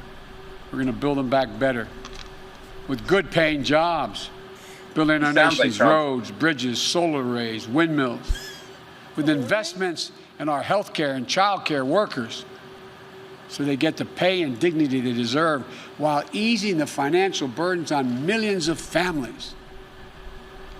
With a clean energy strategy that is a place for the energy workers right here in Western Pennsylvania. I am not banning fracking. Let me say that again. I am not banning fracking, no matter how many times Donald Trump lies about me.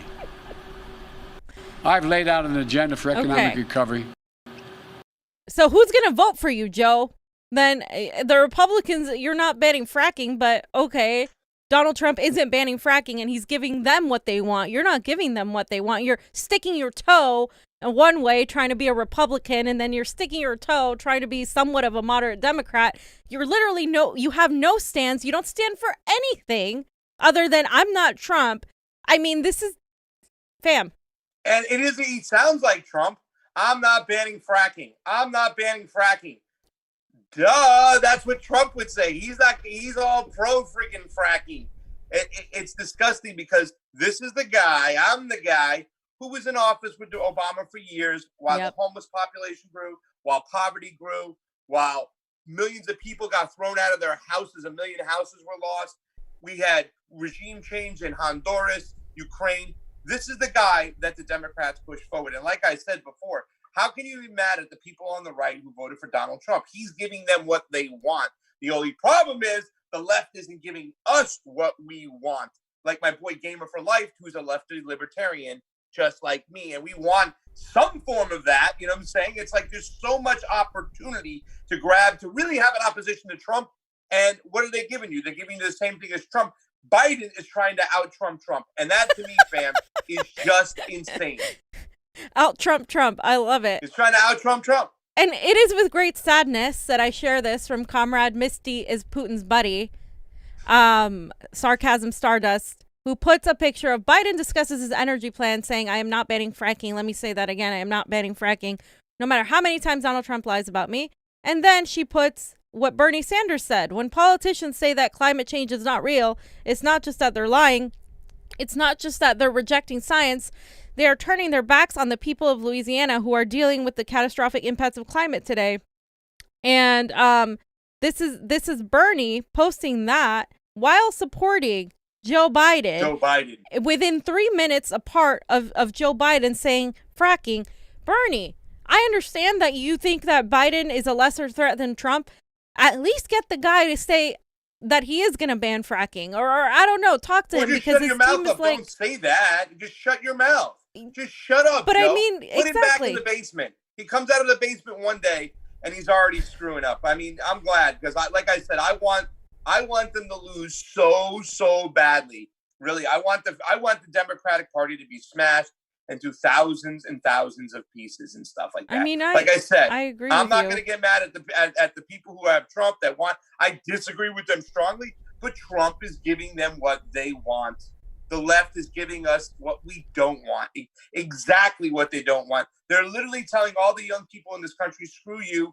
You don't have a real opposition to him. You either take it and that's it. That's why I'm saying, really, the lesser of two evil right now is actually the two-party duopoly. We need to smash it. So exactly. And so here's the part where the Republicans are probably already using this like to no avail, like, or to every avail. Like, let's just hear what Biden said, because I need you to translate. I don't understand.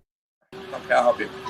COVID has taken this year, just since the outbreak, it's taken more than 100 years. Look, here's the lives. When you think about it, more lives this year than any other year for the past 100 years. He was saying, I need a cup of warm milk and my nap. My blood sugar's low, and I need to see my psychiatrist and my nurse. That's what he was saying.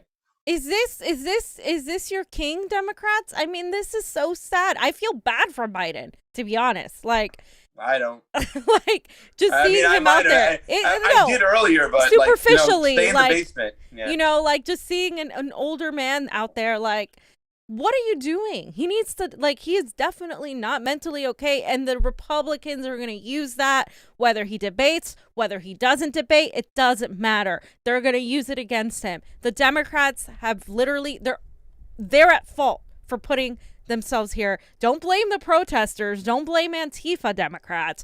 Blame the people you chose to represent you in Joe Biden when you could have had a Bernie Sanders, when you could have had whatever, anybody else but Biden. I mean, like, it's insane. They did all of this, and I really think, Pasta, they don't want to win. I think that this is all. It was all a ploy. Well, we to should get rid help of them Sanders. out. We should help them out. We'll make sure they lose and lose badly. You know what I'm saying? You, ladies and gentlemen, you don't have to vote for Joe Biden.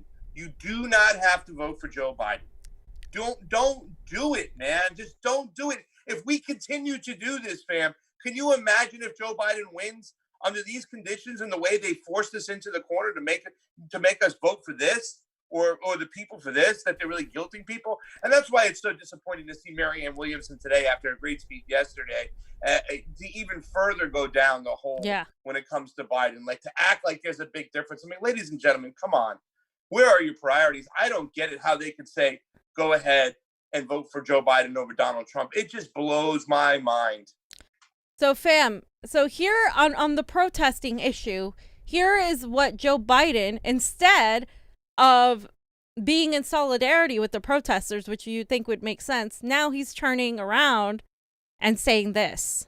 Rioting is not protesting. Looting is not protesting. Setting fires is not protesting. None of this is protesting. It's lawlessness, plain and simple. And those who do it should be prosecuted. Violence will not bring change. It will only bring destruction. It's wrong in every way. It divides instead of unites. Destroys businesses, only hurts the working families that serve the community. It makes things worse across the board, not better. No, it's not what Dr. King or John Lewis taught, and it must end. Okay. So some people might agree with Joe Biden here, but that's not the point I'm making. The point I'm making is Joe Biden is sounding a lot like Donald Trump. And when you are a Democrat, you're sounding just like your opponent. Like you're literally using that same talking point that all of these protests have been violent, that all of this has been looting, that all of this, and he's evoking the name of Dr. King, who was murdered at the hands of the police state, because he started to realize, holy crap, like, he, at the end of his life, Dr. King, for those of you who don't know, actually realized that he couldn't be as much of a pacifist. He actually took up a gun because they were attacking him at his house. His wife and his kids, they kept attacking him. So for Joe Biden to say this, do you think the Bernie coalition, the progressive coalition, people of color that really are aware and they don't like him are going to vote for him? Do you think he's going to bring out the younger generation who are like, fuck capitalism right now in the streets in Beverly Hills where we just went? He's not going to bring them out. This is, again, the Democrats are not listening to their base who wants Medicare for all, who wants a Green New Deal, who wants to defund the police, who wants all these things. They're not. Instead, they're trying to replicate what Donald Trump is doing, but in a more like sane way, less like more presidential way, better spoken way. Barely. Yeah, like I don't even know if that's it. They're lost, the Democrats. They don't know where they're at. And if I would have handled this speech, I would have talked about why people are out there in the first place. You're not even acknowledging why people are so upset. Why? Because you were part of the problem. You were part of the administration. You wrote the crime bill. Inequality grows. You wrote the crime bill. Like literally, he wrote the crime bill, ladies and gentlemen. You know, he pushed for the Iraq war. He gave the thumbs up for Ukraine. But I mean, that's the thing, is that they were part of the problem. That's why they can't even acknowledge the problem. What I always see, no matter what, and what I talk about all the time, when I talk about these situations with my friends or anybody else, is like, well, you listen, ladies and gentlemen, everybody, like I said, they're working 80% of America paycheck to paycheck. They're hungry, they're starving, They don't know what the future is going to lie. They got no future. They don't know when and if they're going to be homeless.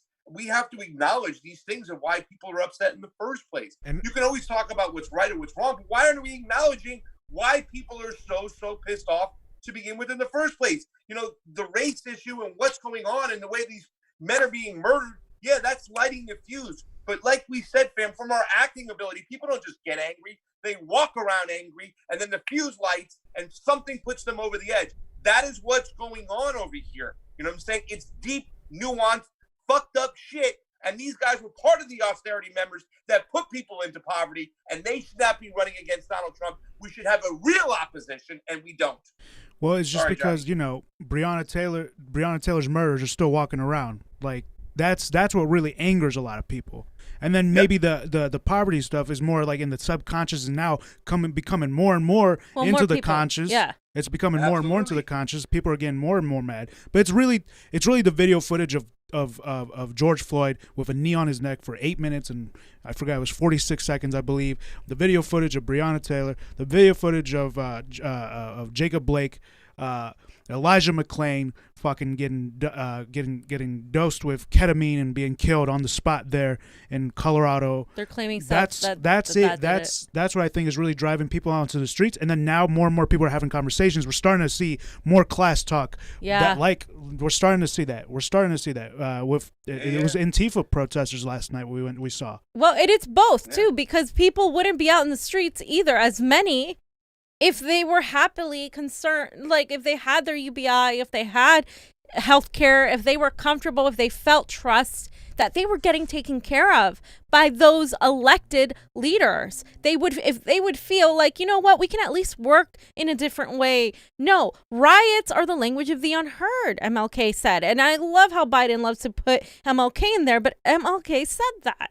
And then, you know, initially, like I said, he wasn't for violence, but then he got murdered. This police state murdered Malcolm X. They murdered Fred Hampton. I'm telling you, this is like, he's not addressing either the economic concerns of the people or the racial concerns of people, and he expects to beat Donald Trump. He's literally saying the same thing Donald Trump is. What Nixon said, what Reagan said, law and order. He's literally echoing the same messages of the civil rights movement persecutors, of the civil rights movement oppressors. He's representing the same side of Donald Trump. This is not an opposition party. This is like, it's like Bud Light and Budweiser. I mean, not even. Yeah. It's one and the same at this point. But yeah. And Donald Trump will even talk about his fugazi money, the economy before everything get bad. He's always talking about it. You ever hear the Democrats talk about that shit? No, because they can't help anybody do anything. All they do is install austerity measures that make people even more poor. Well, but they're nice and they're friendly and they say they care for you, whatnot. No, they don't. I mean, let's be honest too, as well. You know what I'm saying? If we had a society where not everybody was poor, maybe George Floyd wouldn't have to try to use money to buy food because he was so damn poor in the fucking first place. You know what I'm saying? So, I mean, once again, not just putting it on that, but it's just so fucking disgusting across the board where we're at right now. And Donald Trump does not have an opposition. Joe Biden does not have an opposition. They literally picked the worst two people on that stage that don't stand for any of the things we want to see change at. You know what I'm saying? You know, I mean, what Kamala Harris did in this state alone, it's disgusting. And I don't know where we go from here, fam, because I don't think Biden has a prayer. People should be opposing those two choices. That's what people should be doing, like really, demanding a new election. That's what we should be protesting. Make Joe Biden drop out right now. I'd like to show 1,000 people up in front of Joe Biden's house and saying, drop out. And we ain't leaving till you drop out. Yep. 100%. Kamala Harris, we're not leaving till you drop out. But instead, people are getting behind them. That's a huge problem too. And I think people just are scared and they need to see beyond that fear manipulation. Chicky Hearn posted, CNN just asked an undecided voter if she could vote for Biden. She immediately brought up his cognitive function, that he reminded her of Reagan when he was losing his mind and he would be steered and led by others. They fucked around and now they are finding out. Okay, so let's see what this person says, because she's likely a random voter out in the country. Joe Biden is a good man. he is not the man for this hour, in my opinion. I just think that that it's as simple as that. Why is that? Why do you think that? To me, kind of where he's at is comparable to perhaps where President Reagan was at the end of his second term in terms of his cognition. I just don't think that he has what it takes to be president. I think his mental acuity is down, and I think that he would be handled and led and steered in ways that I don't think would be helpful for our country. That makes me sad to say that. None of this brings me any joy or any pleasure. But I'm watching people in my state, in the service business, have their lives impacted incredibly. And I feel like no one's listening. I feel like, oh, the stock market is at record levels. What you're not realizing is that service people, I'm in the hair business, people in the restaurant business are losing their jobs. Companies, small business is going out of business. I think we're going to lose. Literally. Pasta, how many times have we talked about the restaurant industry, half of them not being able to open up? How much have we talked about bartender servers? What are they going to do? Like they're like this is like an economic tsunami collapse, about a wave of collapse coming in. Nobody's addressing it, and Joe Biden seems like he's in cognitive decline. And Donald Trump, you know, she goes on later to say she doesn't like Trump, but you know, he seems more competent to lead the country. That is where the vast majority of Americans like her, of that age group that go out to vote, are thinking.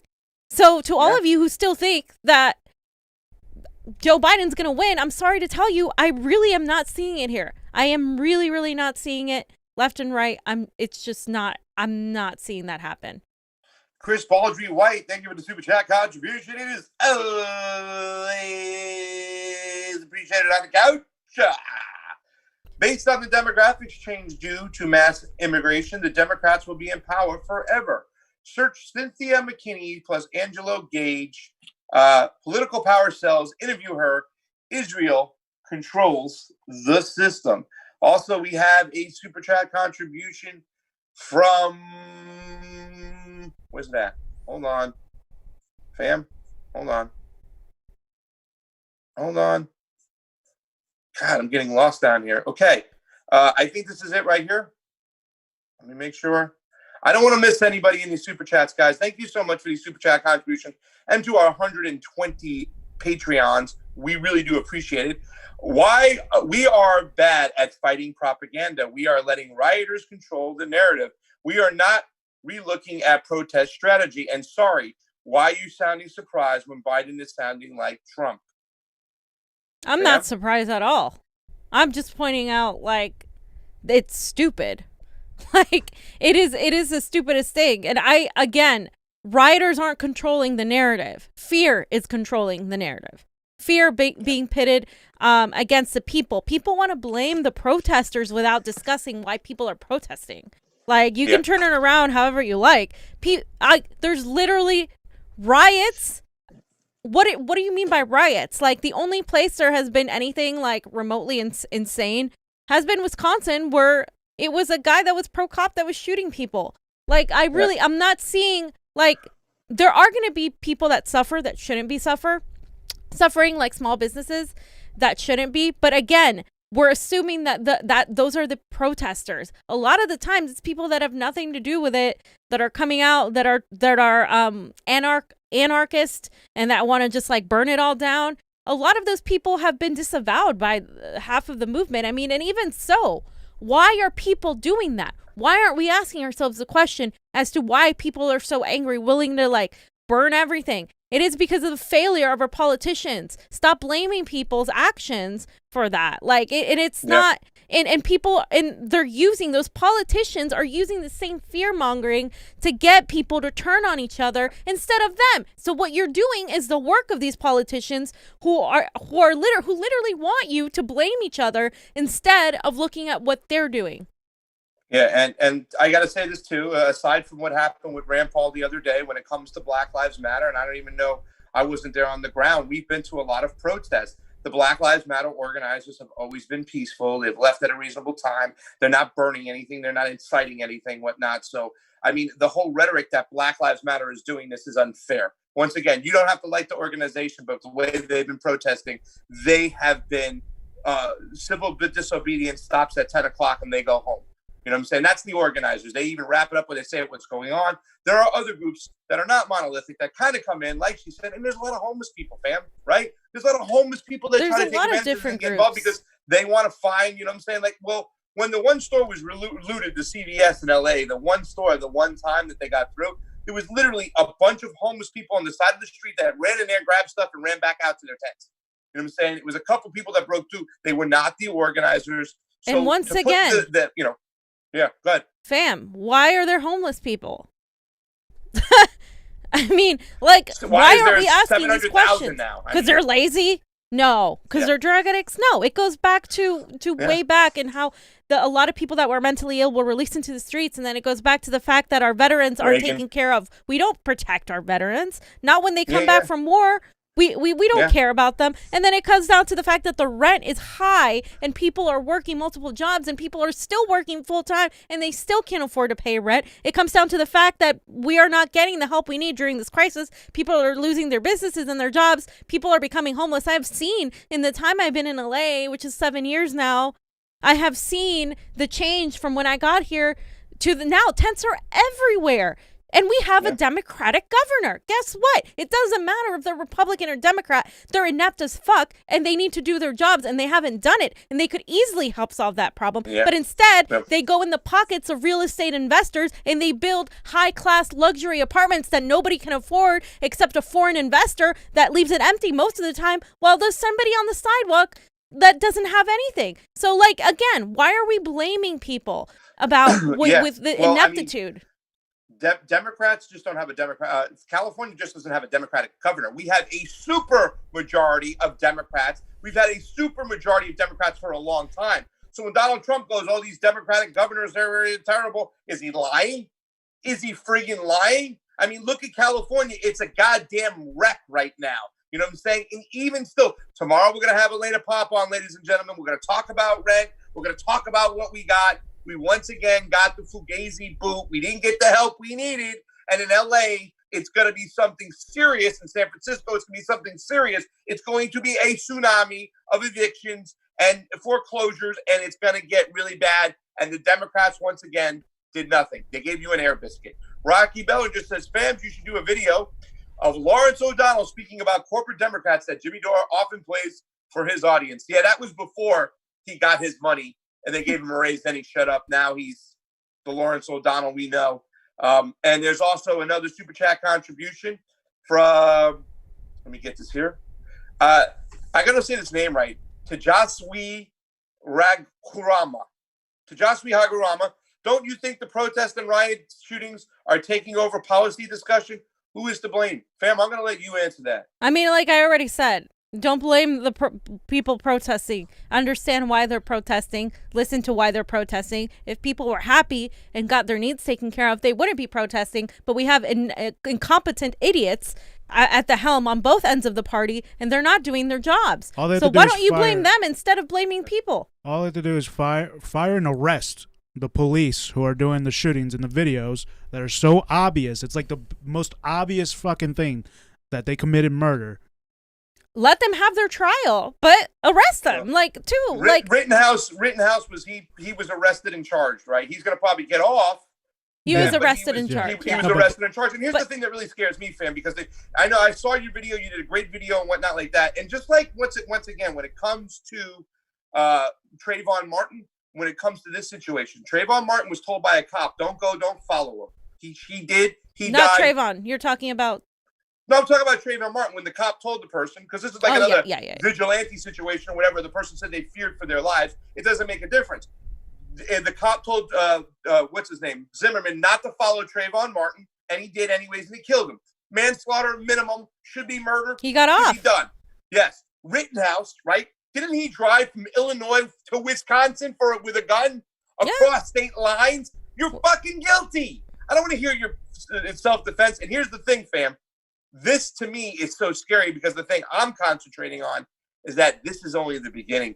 Yeah. This is only the beginning. What we saw in Portland, this is scary right now, ladies and gentlemen. You know what I'm saying? Because the rhetoric, too, now, it's going back and forth, right? The kid was shot in freaking Portland. He was a Trump supporter or whatever. They say it was Antifa. It might not be, but the rhetoric is out there, and that's all they need right now. And then you see somebody in another protest going, I don't care if somebody got shot the other day. It's like, oh, my God, I understand where you're coming from, girl, where you're ready to die for your rights on the line, that you've been oppressed your whole life and everything right now. But I'm sickening of seeing a friggin' civil war of sorts in the streets right now. And we don't want one. It's not across street lines. It's all around us. It's everybody, our neighbors and whatnot, and where we stand and everything. It's so scary right now.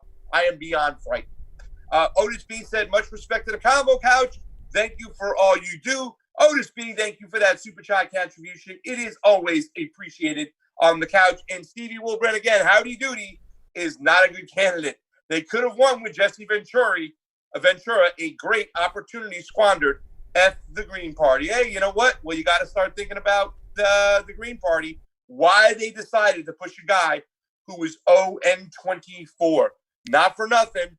Fam will tell you, Howie Hawkins helps Joe Biden. Does he not? Fam, in the news, Johnny.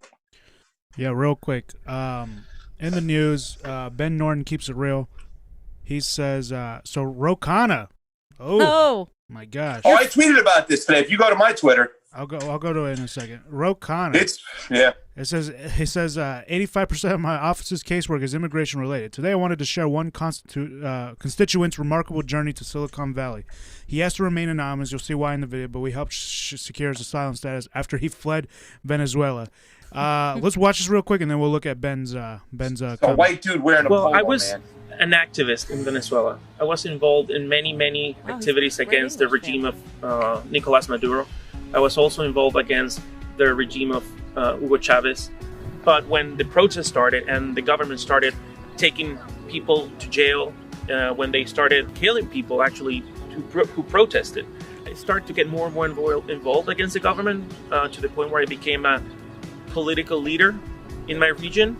And that's when it got worse, because when you become a political figure, they know who you are, they know where you live, they know your family. And at that point, you become a target. We don't have an embassy in Venezuela. When you live in a country with the minimum wage is, I don't know, like less than $10 a month, and you need to fly abroad to get a visa, and they just go see their case. Oh, Venezuela. Oh, denied. They don't even consider case to case, and that's what's frustrating. Okay. Hey, Johnny, can you go to my Twitter real quick and just because go ahead, Sam. Say Ben Norton said. Real quick, I'm going to say Ben Norton says the right-wing imperialist propaganda is coming from one of the most supposedly left-wing members of the Democratic Party. The Office of Progressive, with quotes, Ro Khanna made an entire video doing PR for a right-wing Venezuelan opposition activist, smearing and lying about Venezuela. That's exactly what happened, because you can see even the videos they used. This was I'm pretty sure this is from a pro-Maduro protest here. This is a pro-Maduro protest, I'm pretty sure, because those are all darker-skinned people. The indigenous people love Maduro. Yeah. And then it looks like that might be from Bolivia, but I'm not sure. But go ahead, fam. What were you saying? I just want to say Maduro is a champion of the people. You've been wanting to say that the whole freaking time. Maduro is a champion of the people. But is this any surprise to anybody out there and stuff? We talked about the Hong Kong Decency and Freedom Act. Ro Khanna was a co-sponsor with Diana Presley, nonetheless. How awful that is. Also, your boy Holly Rauda. How awful that is when you're going to sit there and the NED is all over the advisory board. That's a CIA-like group. You're there endorsing that. This is why I went off about the MPP thing, fam. This is why, because what's the point of literally having a new party if we're going to have the same talking points that are CIA talking points? I mean, Ben hits it on the nail on the head. Like, this is like pro-regime. This is what Republicans agree with, Ro. Are you a progressive or are you not? Like, let's be real here. Like, this is, it's ridiculous. Let's read what Pasta wrote. Johnny, you have it because it's not up on my screen. I'm so sorry. I can do it. I can understand if you're saying that we should look at this with a case-by-case mentality, but to paint Venezuela as a failed state without telling the story of how crippling sanctions led to their situation is pandering to the CIA and military-industrial complex. What's next, Ro? Sympathy for the NED? Yeah. We already had that. Yeah. No, he already had that. I mean, I saw that this morning, and I was just like, oh, my God, Ro. Like, you just took it another step further. I mean, he was just showing the poverty in the country, whatnot. I mean, a real person would be like, hands off Venezuela. We created that situation. We've had our boot on their neck. We haven't let them live. We've put them down because they have social. We try to install our own puppet. Yeah. Juan Guaido, our own puppet, right? Juan Guaido. And what happened? Juan Guaido. Democracy says, I'm glad you covered Venezuela, my background. Thank you. Democracy. We saw Democracy on Nico's show, and he couldn't even say his name right. He was like, Democracy. I'm like, it's democracy, bro. Democracy. Yeah. Ben Norton continued to say that the Democratic Party always finds a way to turn a progressive cause into a right-wing one. Instead of defending refugees and immigrants who flee violence caused by U.S. wars, Democrats are attacking Trump from the right for not helping right-wing Venezuelans immigrate to the U.S. He also says that the ones that you did a video on, Johnny. Remember the video? Sorry, go ahead. Oh, I'm going to pull that up in a second. The Democrats try to portray themselves as supporters of refugees and immigrants, but don't care about poor people made refugees by U.S. wars, sanctions, and regime change. Instead, they mostly just care about elite right-wing exiles from Venezuela, Nicaragua, Cuba, Syria, Iran, etc. That's I rest my case. Holy Today was shit. the day. I'm just saying. This is why I get like this about foreign policy, because it's fucking annoying seeing like, I'm sorry, I thought we were past this. I thought we were on the left or whatever, anti-interventionist. No one from the gray zone was there. Nobody. Gray zone's fucking one of the most legit fucking independent media out there. We missed the opportunity, you know what I'm saying? We missed the opportunity, and that's the thing too as well. If you're not going to even have foreign policy out there too as well. That's what I mean. Where were all the foreign policy people? They were excluded. But from a business point of view, don't make sure that you freaking let your people slip up like that too. It's like even more stupid what they did today, the other day, when it comes to the lack of foreign policy and the lack of foreign policy knowledge. You know what I'm saying? You know, that video that Johnny made was just kind of told the story. It's the Venezuelan people that were there. They were very racist. They were, you know what I'm saying? And these are the people that we allowed. Yeah. We didn't have Venezuelan people being pro-Maduro in Washington, D.C. You know why? Because those people are not allowed here. Only the elites and the privileged Venezuelans, the ones that like us, that get out, they're allowed to come here. We have them in Florida, the Waylon Westons, they call them. It's, you know what I'm saying? It's just so turned upside down. And it is, so there it is. Johnny, you want to play it real quick? Yeah, let's play a little bit. It's short. It's short. Go ahead. Whoops.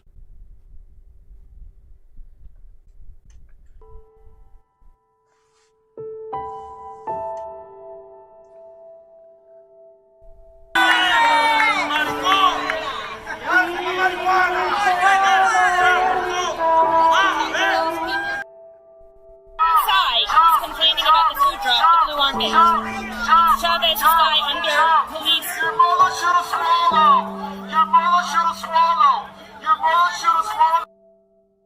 One of the Venezuelan opposition protesters was calling me and other embassy protectors racial slurs. He called me India, which for context is a very derogatory term for somebody who is indigenous. He also went ahead and he said, "You're so ugly.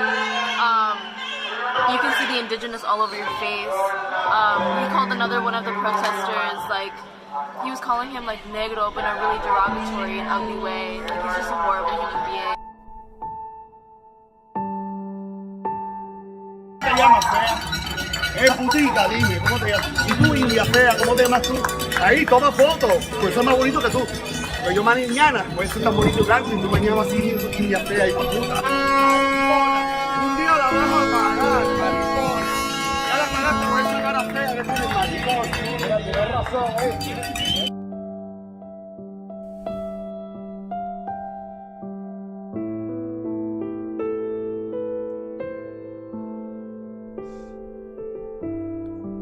When was the last time you saw something like this? Last time I saw something like this was in Charlottesville.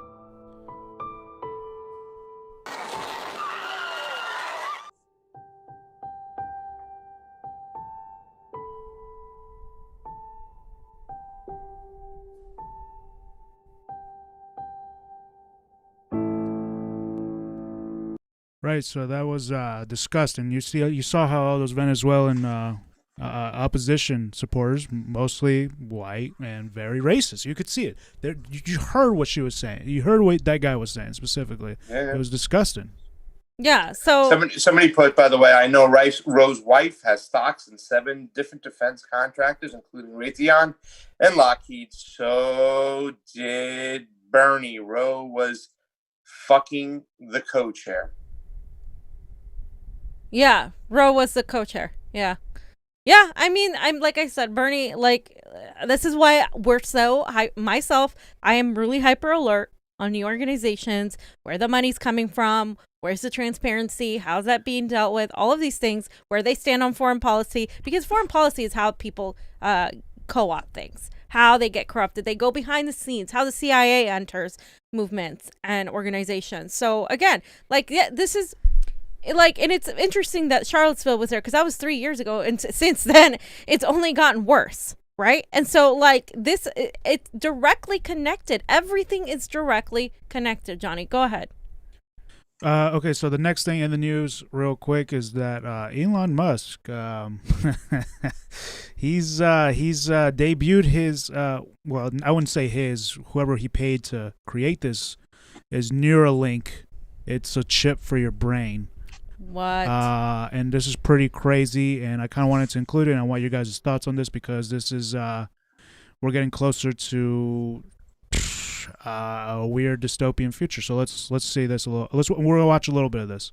So what the beeps you're hearing are real-time signals from the Neuralink in Gertrude's head. So this Neuralink connects to neurons that are in her snout. So whenever she snuffles around and touches something with her snout, that sends out neural spikes, which are detected here.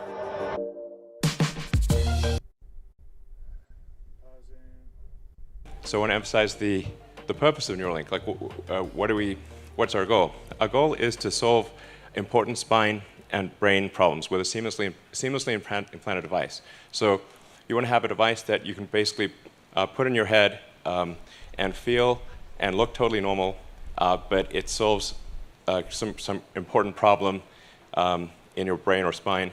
So going into the Neuralink architecture, what we've done over the past year is dramatically simplify the device. So we about a year ago, we had a device which had multiple parts, including a piece that had to sort of sit behind your ear, and it was complex, and you wouldn't still look totally normal. You'd have a thing behind your ear. So we've simplified this to simply something that is about the size of a large coin. And it goes in your skull, replaces a piece of skull, and the wires then connect within a few centimeters or about an inch away from the device. And this is sort of what it looks like. So, device. That thing at the bottom is just to hold the threads in place, because they're just like little fine wires. It goes flush with your skull, it's invisible, and all you can see afterwards is there's a tiny scar, and if it's under your hair, you can't see it at all. In fact, I could have a Neuralink right now, and you wouldn't know. Anyway, so it's also inductively charged, so it's charged in the same way that you charge a smartwatch or a phone. And so you can use it all day, charge it at night, and have full functionality. So you would. Okay, so I feel like this went over a lot of people's heads maybe when they first debuted this, but you would literally, if you had this in your brain, you'd have to go to sleep with this thing attached to you inductively. Like, it's so weird. It's so weird. And then the last thing I wanted to show was it's weird. What's the purpose? He says it's for brain and spine purposes, and then how this is how they get a link. And this shows you at sort of close-up view, which I think is actually not too gruesome, of the electrodes being inserted in the brain.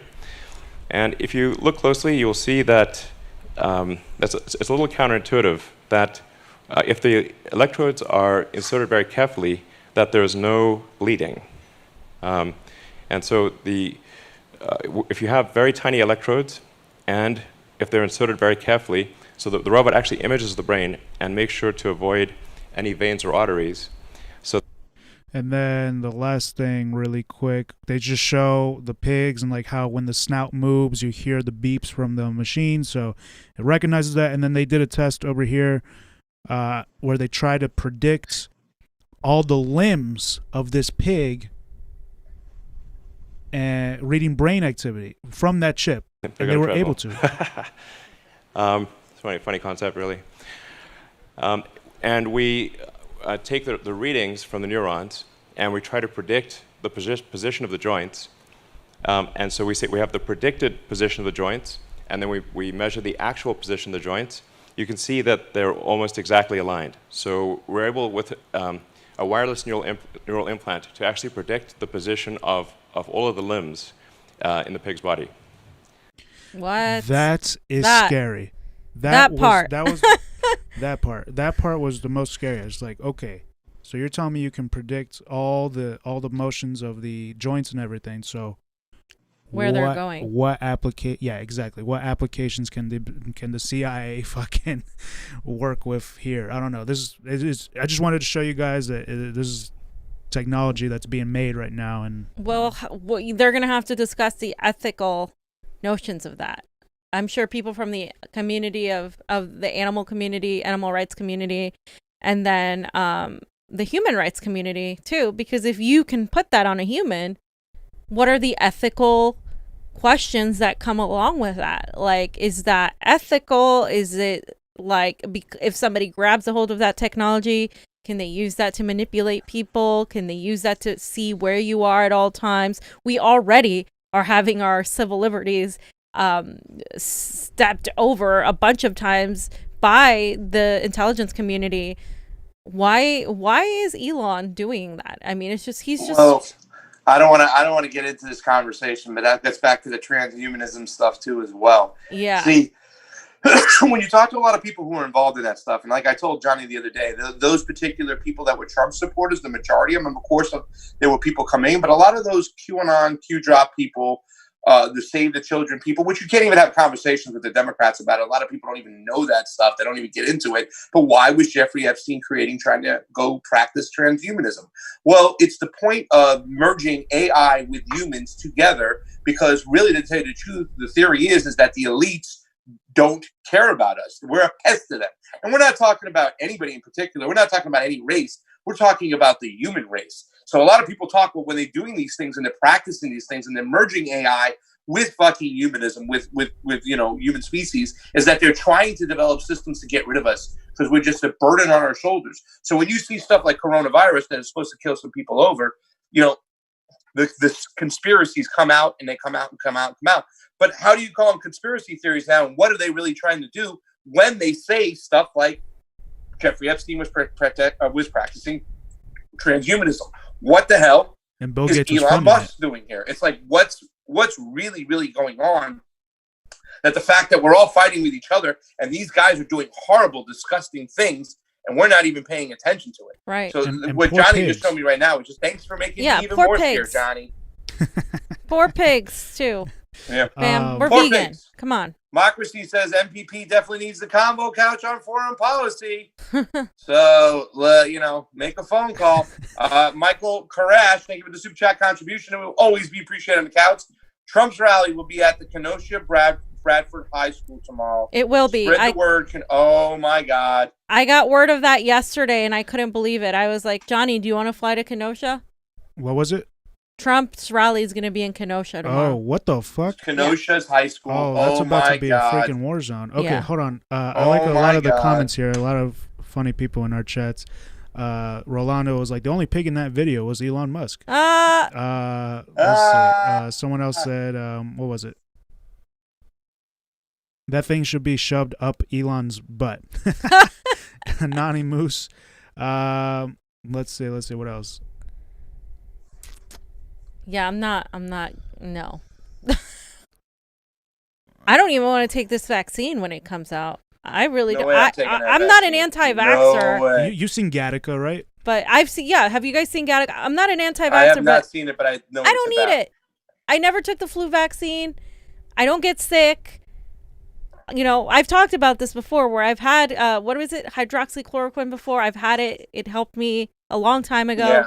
I've had that cocktail before. I don't get sick, you guys. I rarely ever get sick. Like, I haven't been sick in the last few years since Pasta's known me. Like, it's this is my food. She eats my food and she's healthy. You know, I got to say something that Roguski has kind of turned me on to a certain doctor who's doing some tests when it comes to the COVID around the corner with some simple medicines. And I've been looking into it and trying to reach out to that particular doctor in Broward because I want to see if it's really true. But this guy is taking like 80 to 90% of his patients that are already almost ready going to the respirator. And once you get on the respirator, you're done. And he's turning them all around with a simple drug. I want to do some more studying on it. It was ivermectin. Goose led me along the way. Yes, exactly. You know about it. You've heard about it, right? And I think Grabowski just grabbed some too. He got a hold of some. And he sent us an article saying that Peru was using it. The Peruvian doctor was using it. It was really interesting. I don't know. I haven't heard anyone say using ivermectin, but it's like a worm medicine. So well, you take it with wormwood. You take it with wormwood. Actually, to tell you, the ivermectin is for like skin diseases too, like rosacea and eczema. In fact, like a lot of people are thinking that Donald Trump, he takes that shit for his eczema. It's got ivermectin in it, and that's why he hasn't gotten shit now. I mean, that's what people are saying. But the doctor's right around the corner. I listen to him. I'm going to go try to find him and see and speak to him. And maybe I can speak to some of his patients that were cured, and we can really get on this, because ivermectin, once again, is an inexpensive drug. It won't bankrupt people. You know what I'm saying? And they can get healthy for real cheap. Yeah. Okay, and then the last thing I wanted to say about the Neuralink thing was that he's trying to make this robot. It's supposed to be, the surgery's supposed to be done with a robot, and it's supposed to be less than an hour, and you're supposed to leave the hospital the same day, and can be done without general advanced anesthesia. Robot. The link procedure, the installation of a link, done in under an hour. So you can basically go in the morning and leave the hospital in the afternoon, and it can be done without general anesthesia.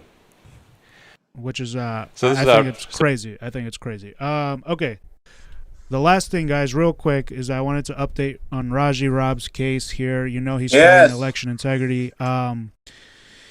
The other day on August 13th, we went, myself and Pasta went with Raji. I'm just going to play this small part of this video here. Actually, the point is, everybody forgets it's all for the people, you know? It's all for the people. Taken away from everyone else. And you are doing this it's taking my nights and my resources, my personal funding. I'm not asking anybody for anything other than public togetherness. Because if we don't take them to task, if we don't bring out the voice of the people, then and then for children and our friendship. Because then it will become a pattern and it will become a practice. It will become the law. Practice becomes the law, even if it's wrong. So we could have stopped it right now. And now that we have proof, now that we know that election fraud is taking place, we have come down to this place where we were supposed to have inspection today. And they refused inspection, but I'm still here to make sure that I can present myself and say we were there. Because they might later go and say, oh, we changed our mind and we actually waited for you. But you guys didn't show up. So we're here to show our right, our constitutional right, our right under the common law, and our basic right as a member to bring out our voice. So yeah, I mean, one of the protesters there that went with him was like, well, you're not doing this for fun, right? He's like, no, it's been taking my days, my hours, my resources. It takes money to go to litigation against the freaking county. The county has hired private attorneys, has hired private law firm, and to combat Raji. Last time he went to the courts, they didn't hire, they used the county clerks. This time they hired a private attorney, both Secretary of State Alex Padilla and Dean Logan. So pieces of shit. Sorry. So on the 13th, this is the 13th, he went, he tried to do a protest. The protest, only Maria, Angelica, myself, Pasta, and then a protester came here to Downey. I believe it was Downey. And they wouldn't let him in. So that was just a formality for Raji, that they wouldn't let him in. And then he went to the court with that. And then the judge said that, okay, I allowed discovery. So, and that was, I'm not sure which date it was. I believe it was like 3 or 4 days after this.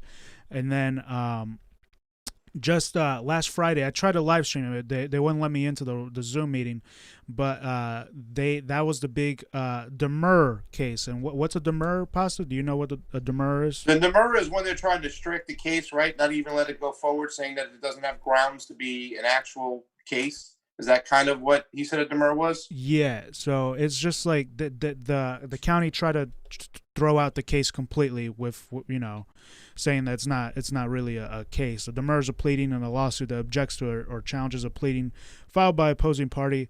They were saying that Raji didn't have any facts or that, you know, he didn't have any evidence and stuff. And then Raji's like, well, you guys have been avoiding inspection, avoiding this, and they keep avoiding it, and like they won't let them do it. And so the judge on Friday ruled that she held originally 2 days before you go to court, the judge puts out a ruling, right?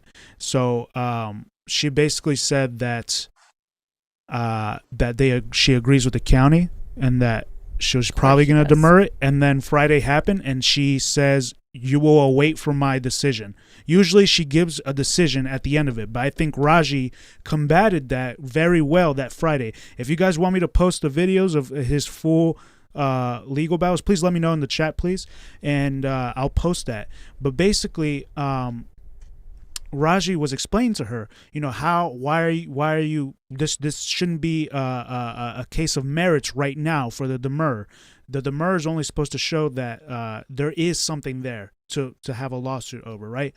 And Raji's saying, yes, if you gave me the inspection, I will have the hard proof. Exactly. because it already says it in their manual book, and in the court document it says that the court recognizes that the county and Secretary of State have said that the machines are not 2-in-1. That's the whole thing. The machines are 2-in-1.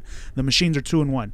The machines, they said that it wasn't 2-in-1 to Raji on election night, and then they're still saying it. But then we got a hold of their manuals. Raji got a hold of their manuals through discovery, where it literally says that the tally machine is a 2-in-1 machine. It does scanning, and then it scans the ballot, gets an image of the ballot, converts that image into a CRV, which is a cast record vote, and then that cast record vote goes to another database, and then that's where they get all the results and everything. And that happens instantaneously in milliseconds, in a thousands of a second, hundreds of a seconds. And so what Raji's claim is that they shouldn't have used those machines to count the vote by mail ballots 10 days prior to the elections, because we're not going to trust the county to say, oh, we didn't go and look and change and flip the votes, which they have the power to do with that machine and that database. They're not supposed to do any counting until the night of. And what they're trying to say is that they were just processing it and getting ready, but the only problem is it's a 2-in-1. So once they go into the machine, they're going to count them anyway. So it's just one of those situations where they shouldn't have been doing what they should be doing. Yep. And like when a legislation or the body gets a hold of the information early, they can do what they want to change things. They can program the machines to start counting stuff, flipping things. They can do whatever they want to do.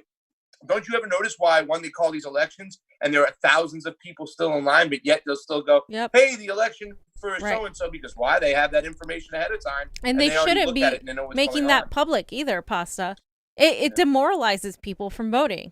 Or it's like, oh, damn, Biden's winning. All right, well, I might go vote for Biden or something. Right. You know what I'm saying? Like, so it's the media in play with the county of elections, and I just wanted to talk about it because Raji's one of the only true fucking Americans fighting for this shit. He's got the legal knowledge. He's been to the court twice already, and he's got peeling off layers of the onion. And you know, something else great about Jonny too is that he wants to keep going.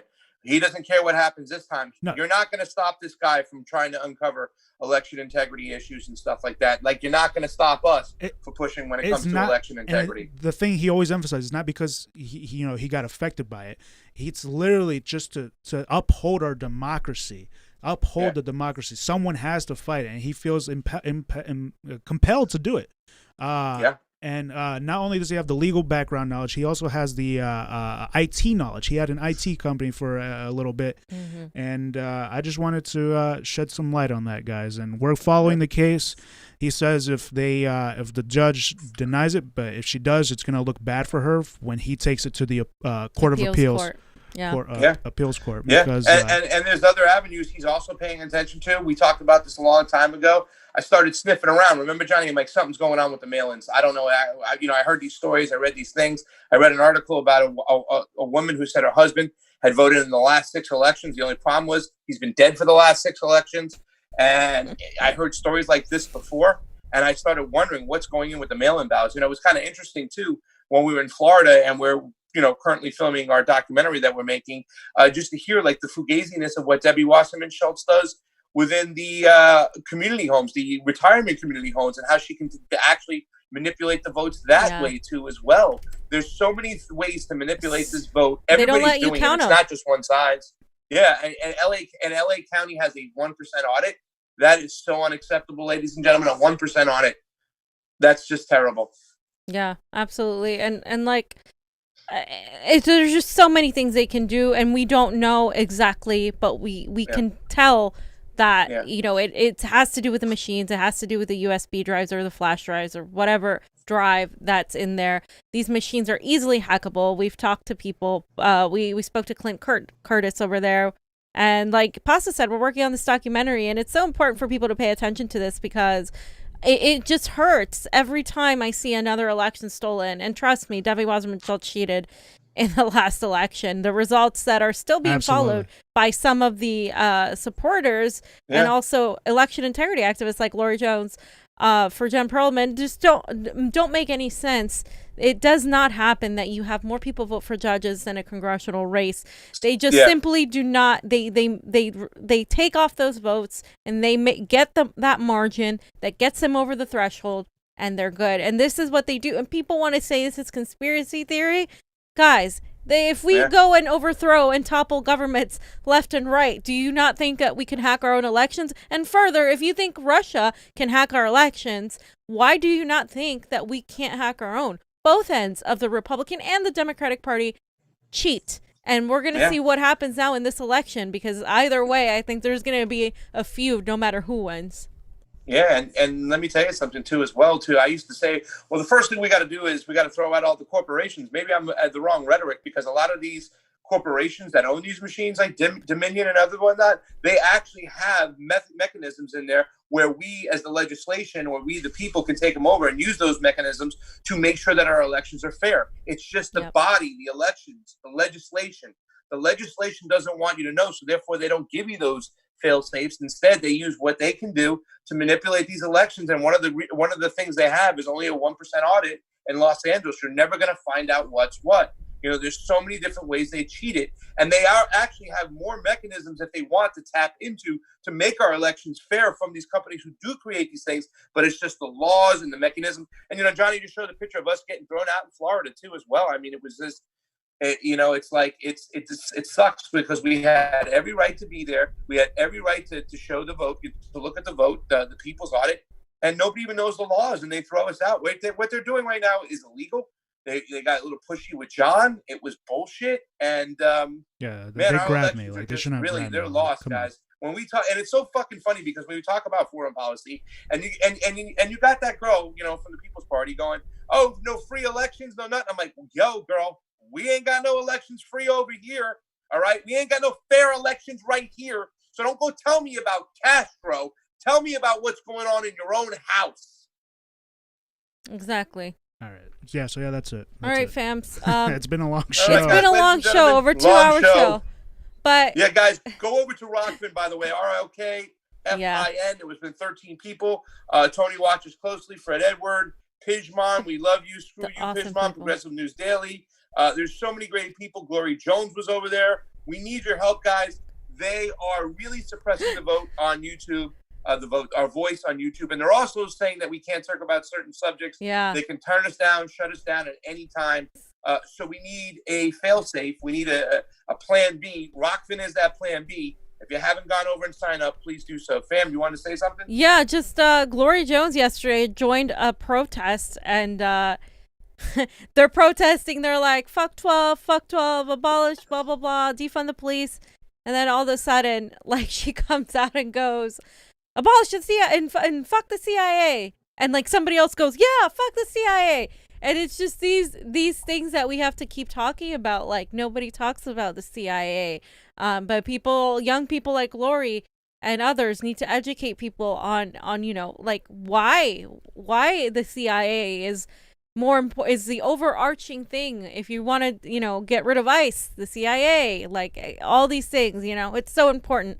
And I'm just glad that kids are now learning a little bit more about that and are they're getting educated, and that's why I believe what we do is so important. So thank you guys so much for watching.